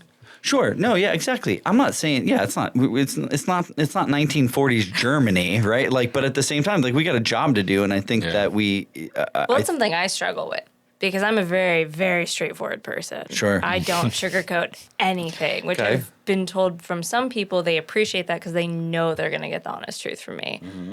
But you can't do that with a client. No, you got to read the room. Yeah. Yeah. Which I learned at Bluewater. I will 100% attest to that. I learned how to talk to people calmly. Or how not to talk to people, sure. Yeah. Yeah. No, but that's super valuable, right? Like, there's been times, one of the things, client interfacing is a big fucking deal, as you know now, right? But in the Bluewater days, when we would wrap shoots, people would get sour asses that like, oh, the director fucking left set and didn't help wrap out. And it's like, yeah, because I went and worked on the fucking call sheet, or I had to go to a client dinner, which isn't like, woo, free dinner. Dude, I worked the same fucking hours you did. I want to go the fuck home, right? Mm-hmm. But it's like, you got to go, you got to wine and dine them and 89 them. I'll let you, that's 20 more than 6. D90. Anyway, I'll let you figure out which parts of the body that involves.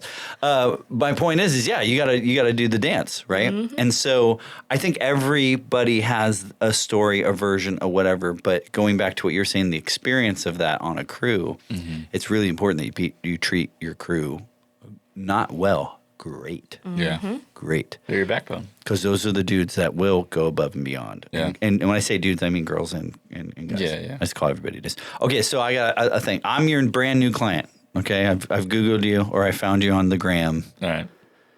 I need a 60 and a 30 for web, digital, and the product is a new hair loss cream. Go.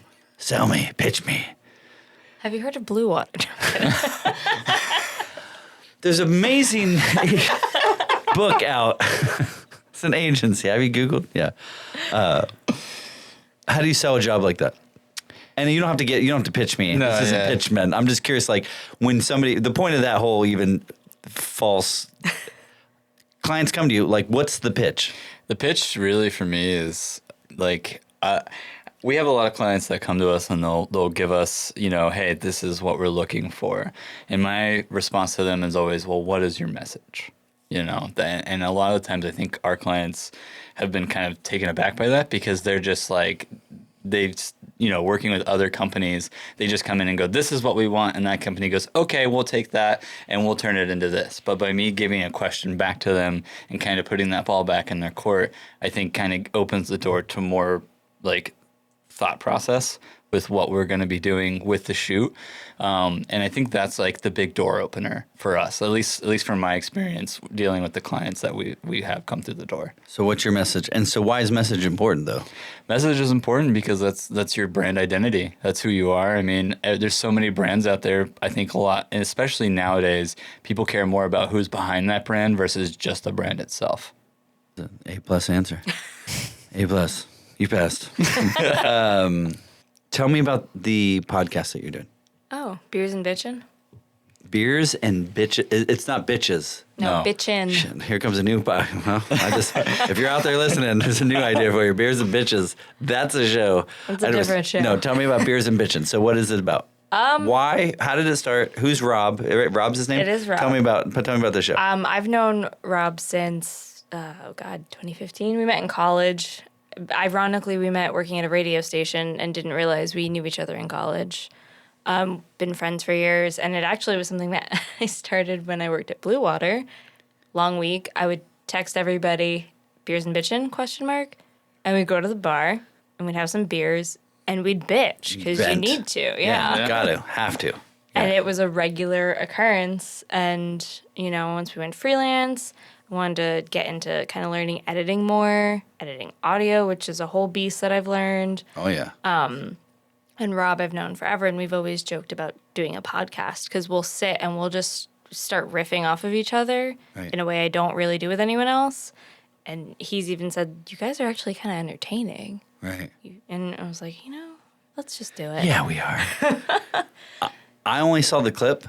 I want more. That clip worked. I want to. So where do we? So how many are you producing episode? Like, tell me, is it more like side? You know, we're fucking around. Like, what is it? We're trying to be more consistent, but he works in web development. Actually, he's a coder. Has a normal 9 to 5. I have a very abnormal schedule. Sure. Getting on that. Also, not coming from this world. Getting someone kind of consistently and understanding you have to be putting things out regularly and we have to do it a certain way if we actually want this to succeed in any way. Right. It's a process. It is. Getting cameras set up because you can't just put out an audio podcast anymore. No. You have to have video with it. I'll retract. Yes, you're right. And audio still matters. And just because I take long drives and if the kids, aren't in the car, I listen to. Used to be talk radio. Now it's exclusively podcasts now. It's the new talk radio. Yeah, for sure. And there's way more options. Yeah. Can I give you a tip? Sure. The times you get together, tell Rob, bring 3 changes of clothes or shirts and shoot 3 fucking episodes and the 2-hour ramble. So that's like 3 beers. Yep. Right? And then, just put a clock to it. Or whatever, feel it in your heart. I don't know what your metric of we time is. have a clock up. Mine's more of a heart feeling. It's like, we've done enough. This show's over. It's funny. I've had people helping me edit some of these shows because I was doing them. I still do a lot of shows by myself, but I'm shooting them faster than I can fucking edit them. Mm-hmm. And I'm always like, yeah. They're like, dude, you're a chatty Cathy. I'm like, yeah. Why do you think I'm doing this? Why do you think I started a talk show? I like it to talk. But yeah, that's one thing I do with my buddy. Mm-hmm. Is we'll come in here because the same thing. He works in restaurants. I'm doing this, and we're all doing. Everybody's busy, right? So if you're going to just maximize the time, it was a trick that I found that worked for us. Is we'd come, we'd do 2 shows. So it's like because I can do 1 show for 2 hours, I can do 2 shows for 2 hours. And from a content standpoint, it's like, well, I just maximize the content. Yeah. So it's a good idea. It's the thing we're kind of feeling out right now and learning. I've never done podcast stuff, so structure and how long do you want it to be? Do you want an hour? Do you want 30 minutes? I'm cutting out a lot right now because we're talking for 2 hours and no one's going to listen for 2 hours. So just containing that and learning how to do that because it's just the 2 of us. Sure. There's no, you're one man banding it here. There's no producer. There's no one in your ear going, all right, guys, you're at 30 minutes. Yeah, right. No, you're doing it on your own. So no one will listen to it. Maybe. We'll see. I think here's the hard part about editing your own shit. Your own worst critic. Oh, yeah. Here's what I'll tell you. Again, I already said it. I only saw a clip, and I want to see more of that show. So, and I'll tell you something else. Who are the big? Joe Rogan, obviously, is a huge one. What are some? I listened to like David Spade and Dana Carvey have one. If you guys know them, Yeah. Fly on the Wall is what I think it's called. Mm-hmm. What else am I listening to? Theo Vaughn is, he's. It's funny. My point is that like I don't listen to any of all the way through these shows in one sitting. Mm-hmm. It might take me a week, especially if like Joe Rogan, he'll talk for 3 hours, man.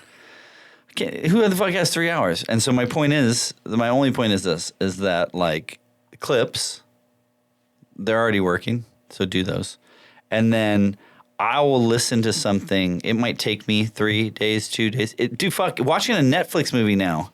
I get home, put it on, like, what happened? Oh, cool. I think this was about the part. Like, I was trying to watch the Batman on HBO, or the Penguin, rather, not Batman. Oh, I'm so guilty. It was so great. Have you seen it? Not the We're not through it yet. I follow it. Yeah, right. You're not through it yet, right? Whereas, like, prior, you just binge watch a thing. That was like a glory. No, now it's like, it took us, like, I didn't even watch House of the Dragon because it was like, too much of a commitment, man. It is. I can't do it. It's not because the show sucks, although it's not as good as Game of Thrones. My point is that, like, it's okay for a thing to take 9 sittings or 6 or 8 or whatever your availability that you're choosing. You mentioned the importance of time. If you want to spend the time, and so I guess what I'm saying is because I put out incredibly long shows, this show will be 2 hours.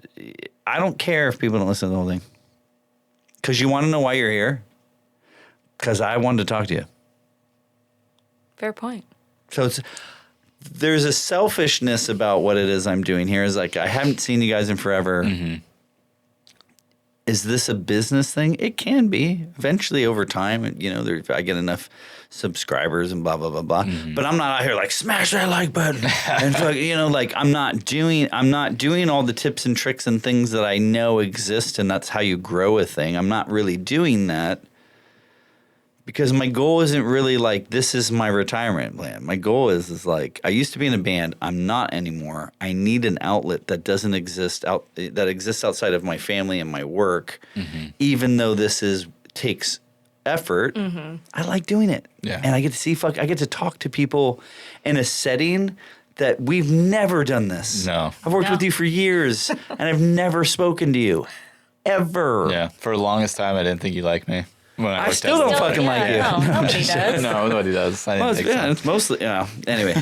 No, that's fair. That's exactly right. And so everyone that I've had on here, it wasn't for any selfish gain other than like, I need something that's for me. That's mine. Sure, it's marketing adjacent. It helps the business or maybe hurts the business. I don't know. When people hear how I actually talk, they might be like, oh, this motherfucker's this guy's an animal. So, to be determined on that front. But back to your podcast and the point is just stop giving a shit. Just do your thing, dude. Because somewhere inside you were like, this is a good idea. I like this. And you took the time and you started it. See it through, dude. It might be something. It might be nothing. There's that. There is the negative side. You strike me as the pessimist in most things, right? He feels more optimistic to me as a human. Is that this relationship? Did I pin the tail right on the donkey? She's the realistic side of this, and I am definitely more of an optimist. In one of my reviews, they said I was too negative. Okay.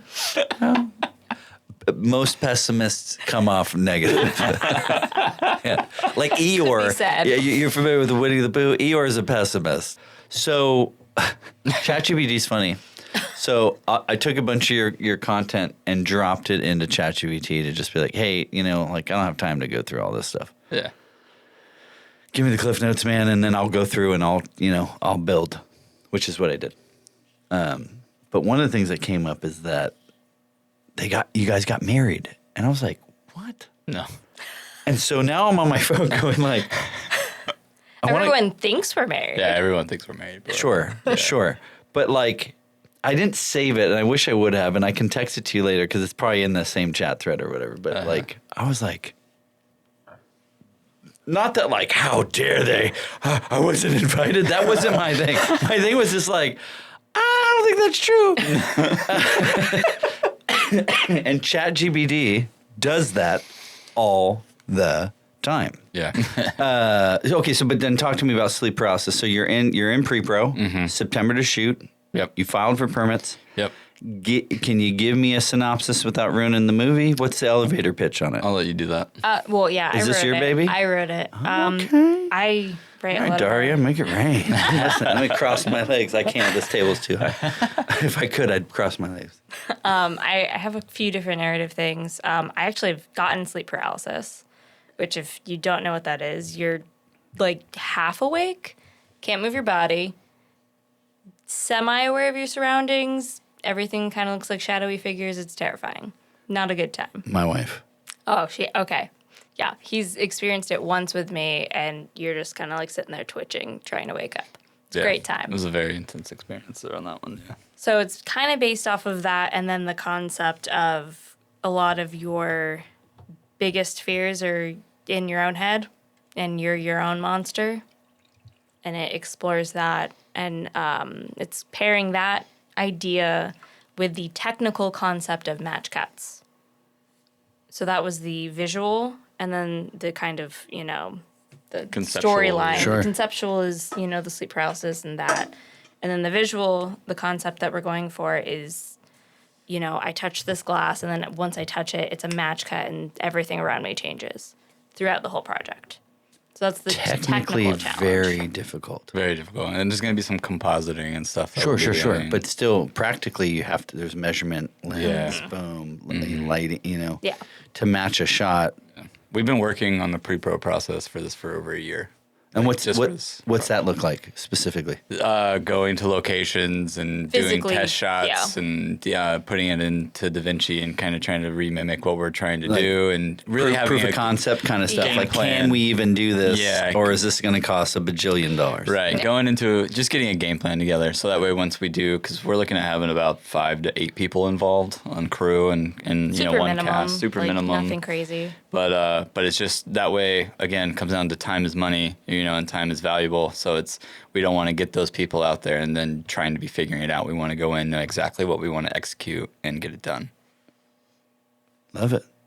Love it. So now, pitch it again, but this time it's a romantic comedy. Go. I feel like you'd be loving yourself. I'm into it. She finds herself.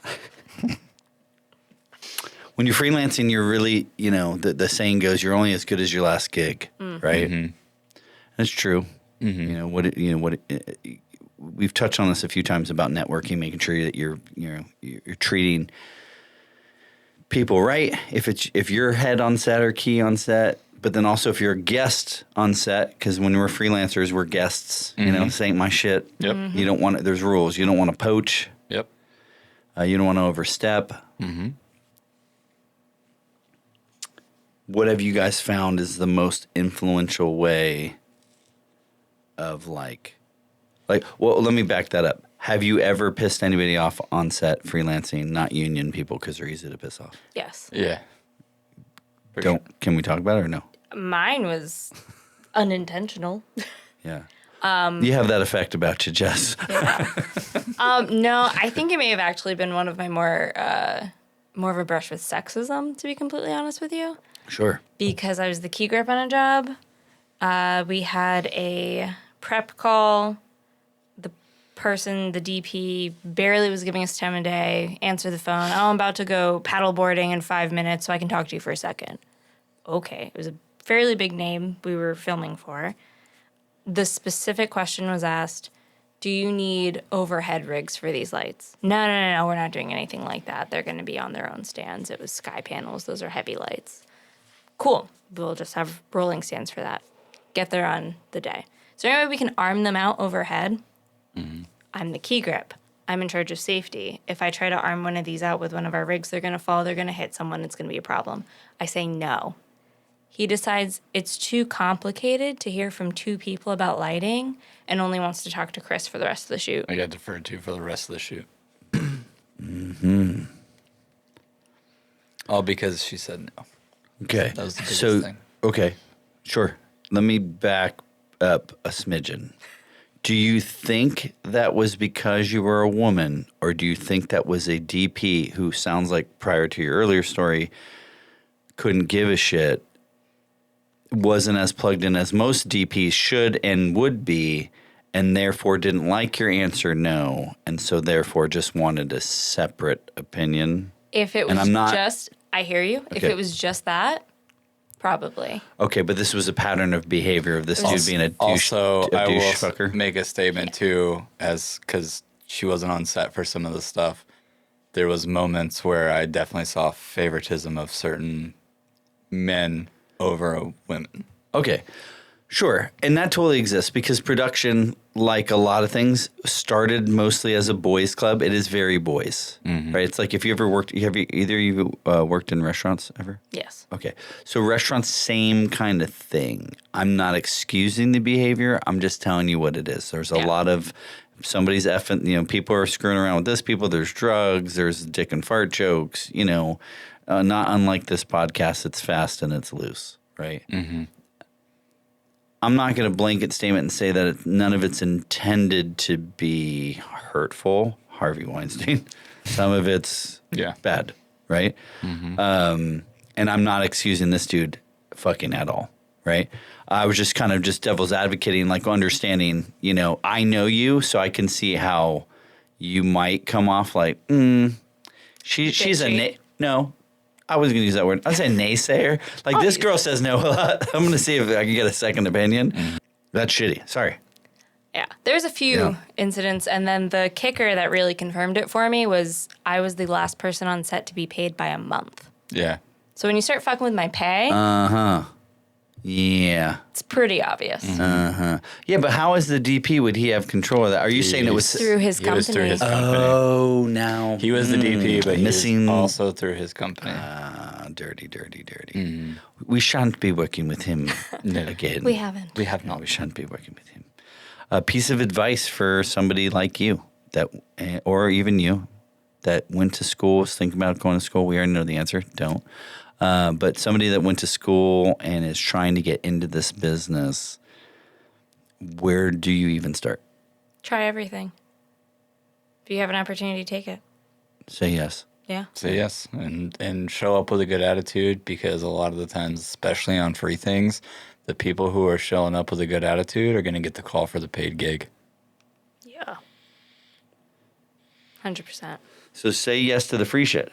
Sometimes. Within Networking. especially within your first starting, I mean, obviously, once you get to a certain level, like, you can say no to things and you can kind of pick and choose. But I definitely think once you're first getting into it, if you don't have agency or connections in that realm. I mean, I worked with a DP that wanted to go to college for this, and he was out in LA and he couldn't get into college. He didn't have the money. So what did he do? He went to a bar where all these film kids hung out and drank, and he pitched himself as a DP, and all these producers and these writers that were going to college were looking for people to shoot their stuff. And he started working on their projects and getting in with that network. He wasn't getting paid for anything, but he was going in and he was doing the work, and that's how he started getting recognition. And he got his master's degree. Exactly. Right. Exactly. And Yeah. that's I think a lot of people are like, well, I don't want to like step on any toes. Yeah, you need to be respectful, but I think you need to get your feet dirty too and get into it. Get in there. Yeah. Yeah. Get in there. Be Get in the hungry for trenches. it. Yeah, don't be scared. That's another turnoff, I think, to people who are trying to get things done, is like, obviously be safe and there's like rules you should follow, but don't be timid. Get in there, get dirty, and the more helpful you are and the more ideas you throw out there, the more likely you are to get hired for something that actually has income. I mean, I'd argue that's kind of relevant even when you're a little established, because I had a slow week or two last year, I think. Mm-hmm. And someone was asking for help on a free gig. So I said, yeah, I'll come help out. And then a few months later, we were on a gig 5 days, $800 a day from that same Because person. of that free. Because of the free. Because I made that connection. And I think that's where you feel it out too. Read the room kind of thing. Feel out, is this one going to be worth it? I don't know, maybe. Or this one, I really feel like these are good people and these are something that I should pursue. You really got to develop a gut. Mm-hmm. Oh, yeah. You have to. Oh, yeah. I think I love that you said that. My gut instinct, or that gut feeling, has served me more good than bad historically. Mm-hmm. And my dad used to say this all the time. The more you squash that voice or that feeling or that, sometimes then you stop hearing it. Mm-hmm. Right? So I think the lesson there is that we all have these lines in the sand or these expectations or these principles or whatever, right? Maintain those, dude. Stick to it. Yep. Yeah. And again, it sounds like it's working out for you guys. We're all going to get fucked because the world's a gnarly place and the industry is, equally as gnarly, if not gnarlier at times. Yeah. And you're going to have people that run a business the way that we wouldn't, and you're going to have bad actors or whatever, but it's so that actually you answered my second question, was when you're down, how do you weather the storm? It sounds like, donate your time. Yeah, that's really good. Man, you guys are cool. I want to go back to working together as a couple, even though everybody thinks you're married. We kind of touched on it, but we didn't actually get into it. How do you, is it a personality type It has that to makes be. it work? It has to be. I will, and I'm way more guilty of this, but I have a hard time turning work off because I love what we do, and it's not just a job to me. This was a hobby before I got into it as a job, and especially getting into light. We'll be watching a movie, and I'm talking about lighting. She's just like, "Shut up!" Please, we just want to watch something. King of continuity errors. Continuity error, anything and I'm obsessed with it. Yeah, but I think I have a hard time turning that off. But she does a good job of keeping me in check with that kind of stuff, and we have that balance. So it's about balance. It is. Yes. Yeah, working in this business definitely ruins everything. movie Yeah. or, and probably different for all of us. I'm looking at certain things that maybe you aren't looking at and vice versa. But like, yeah, it's hard to watch a thing unless it's animated. And then I'm like, Yeah. it's not in my wheelhouse. I can watch this. Like that K-pop fucking Hunter Demon thing. yeah. God, that soundtrack. I listened to it on the way up here. My kids love it. Yeah. Dude, that shit bangs, dude. It's so good. And it's funny. I don't know. I like it. But going back to like working together, so the balance is that the personality types are this. She's very Daria. You're very not Daria. Yeah. Yeah. I'm much more energetic. Sometimes you're like straight up SpongeBob, man. I especially with work, I get very excited about work, and I start thinking about all the possibilities. And she's like, the producer comes in and she's like, let's rein this in. Yeah. And then It is funny though, because in personal life it's opposite. yeah, I'm actually. Oh wow. She's very like, let's do this, and I'm just Way like, more bubbly. I'm actually very quiet at home, like outside of work stuff. Like I don't talk much. I don't really do a whole lot in terms I'll be of blah, blah, blah, blah, yeah, and he's just there. and I just listen. So it's very vice versa in that realm. Interesting. Yeah. Yeah. So it's like yin and yang. Yeah. It really So it works. is. Yeah. Yeah. Yeah, it works. And Helps that we have offices on opposite side of the house from each other too. Yeah, that too. Oh yeah. You do need space. You do need like, space. You absolutely need 1,000. space. Especially with how often we work together. Because obviously running the business, but even when we get hired as freelancers, a lot of people are like, are you and Jess available? Or they'll hit both It's of us up. become a Like, together thing, which is not an exclusive thing. We will work separately, absolutely. yeah. Sure. But it's, producer nice. saving time. I can knock out 2 things in Yeah. one call and call it a day. Everyone loves a BOGO. Yeah. That's the only reason we shop at Publix. Yeah. Everyone loves a BOGO. So, yeah. But and then there's times too where, she has to go, hey, this is home time now. We need to not talk about work. Unplug. Yeah. That was the biggest thing about working as a producer, director. And I don't want to say, when you own your business, it's kind of the same thing. But less, when I was working for agency, I couldn't turn it off, man. It's hard. I could not turn off. There was no reprieve. There was no vacation. Yeah. We'd go on vacation. There was no vacation. Yeah. There would be a weekend. There was no weekend, I remember waking up at like 3 a.m. Did I send that email? Yeah. Okay, go back to sleep. Yeah. The freedom that exists there is fucking Priceless. the best. The best. Favorite lens? Go. Favorite lens? Definitely the Atlas Orions for sure. Those are my favorite. Got it. First gig you ever got paid for outside of Bluewater? Hallmark movie. You already said that. Second gig you ever got paid for leaving Bluewater? Hellbent, right? It was Come on, an Chris. indie film. It was an indie film. Got it. The most money you ever got paid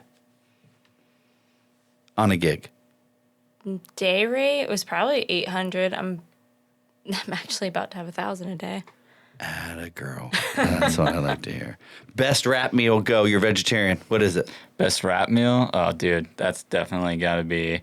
You're probably going to be surprised by this. I love a good banana with some peanut butter.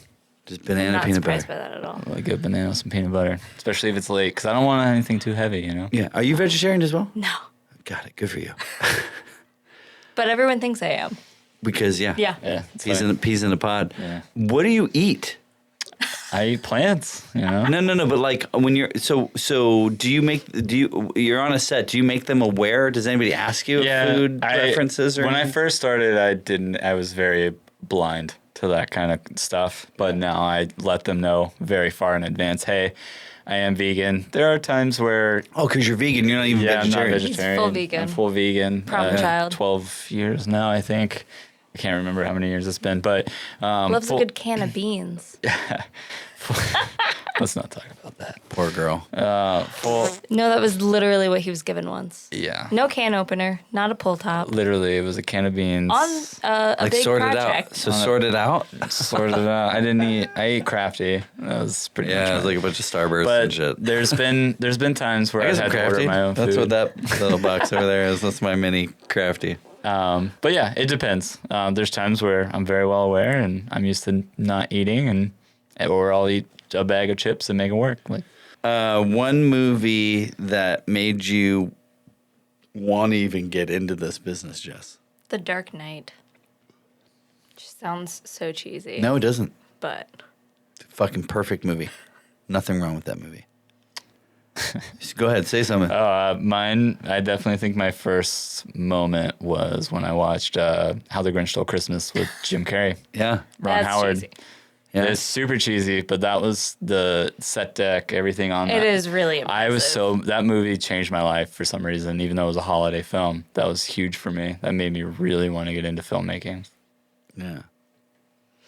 The Dark Knight is the front to end, and not because of Heath Ledger and all the fucking dick sucking that happened in Hollywood over that dude, and may he rest in peace, but you know that one of the Olsen twins gave him those drugs, right? Y'all hear this story? I didn't think I heard that story. I actually did hear that story. Nobody talks about it, but we do. Vilardi Digital. I don't know anybody. I just read it, and I believe it. It's on the internet. It's got to be true. Flawless movie, beginning to end. I was living in Costa Rica, and every 3 months you had to leave the country to renew your passport because I was on like a tourist visa, and so and you couldn't go back to the same country. So if you're in Costa Rica, one quarter, 3 months, I went to Nicaragua, and you go for a weekend, you come back, your passport renews for another 90 days.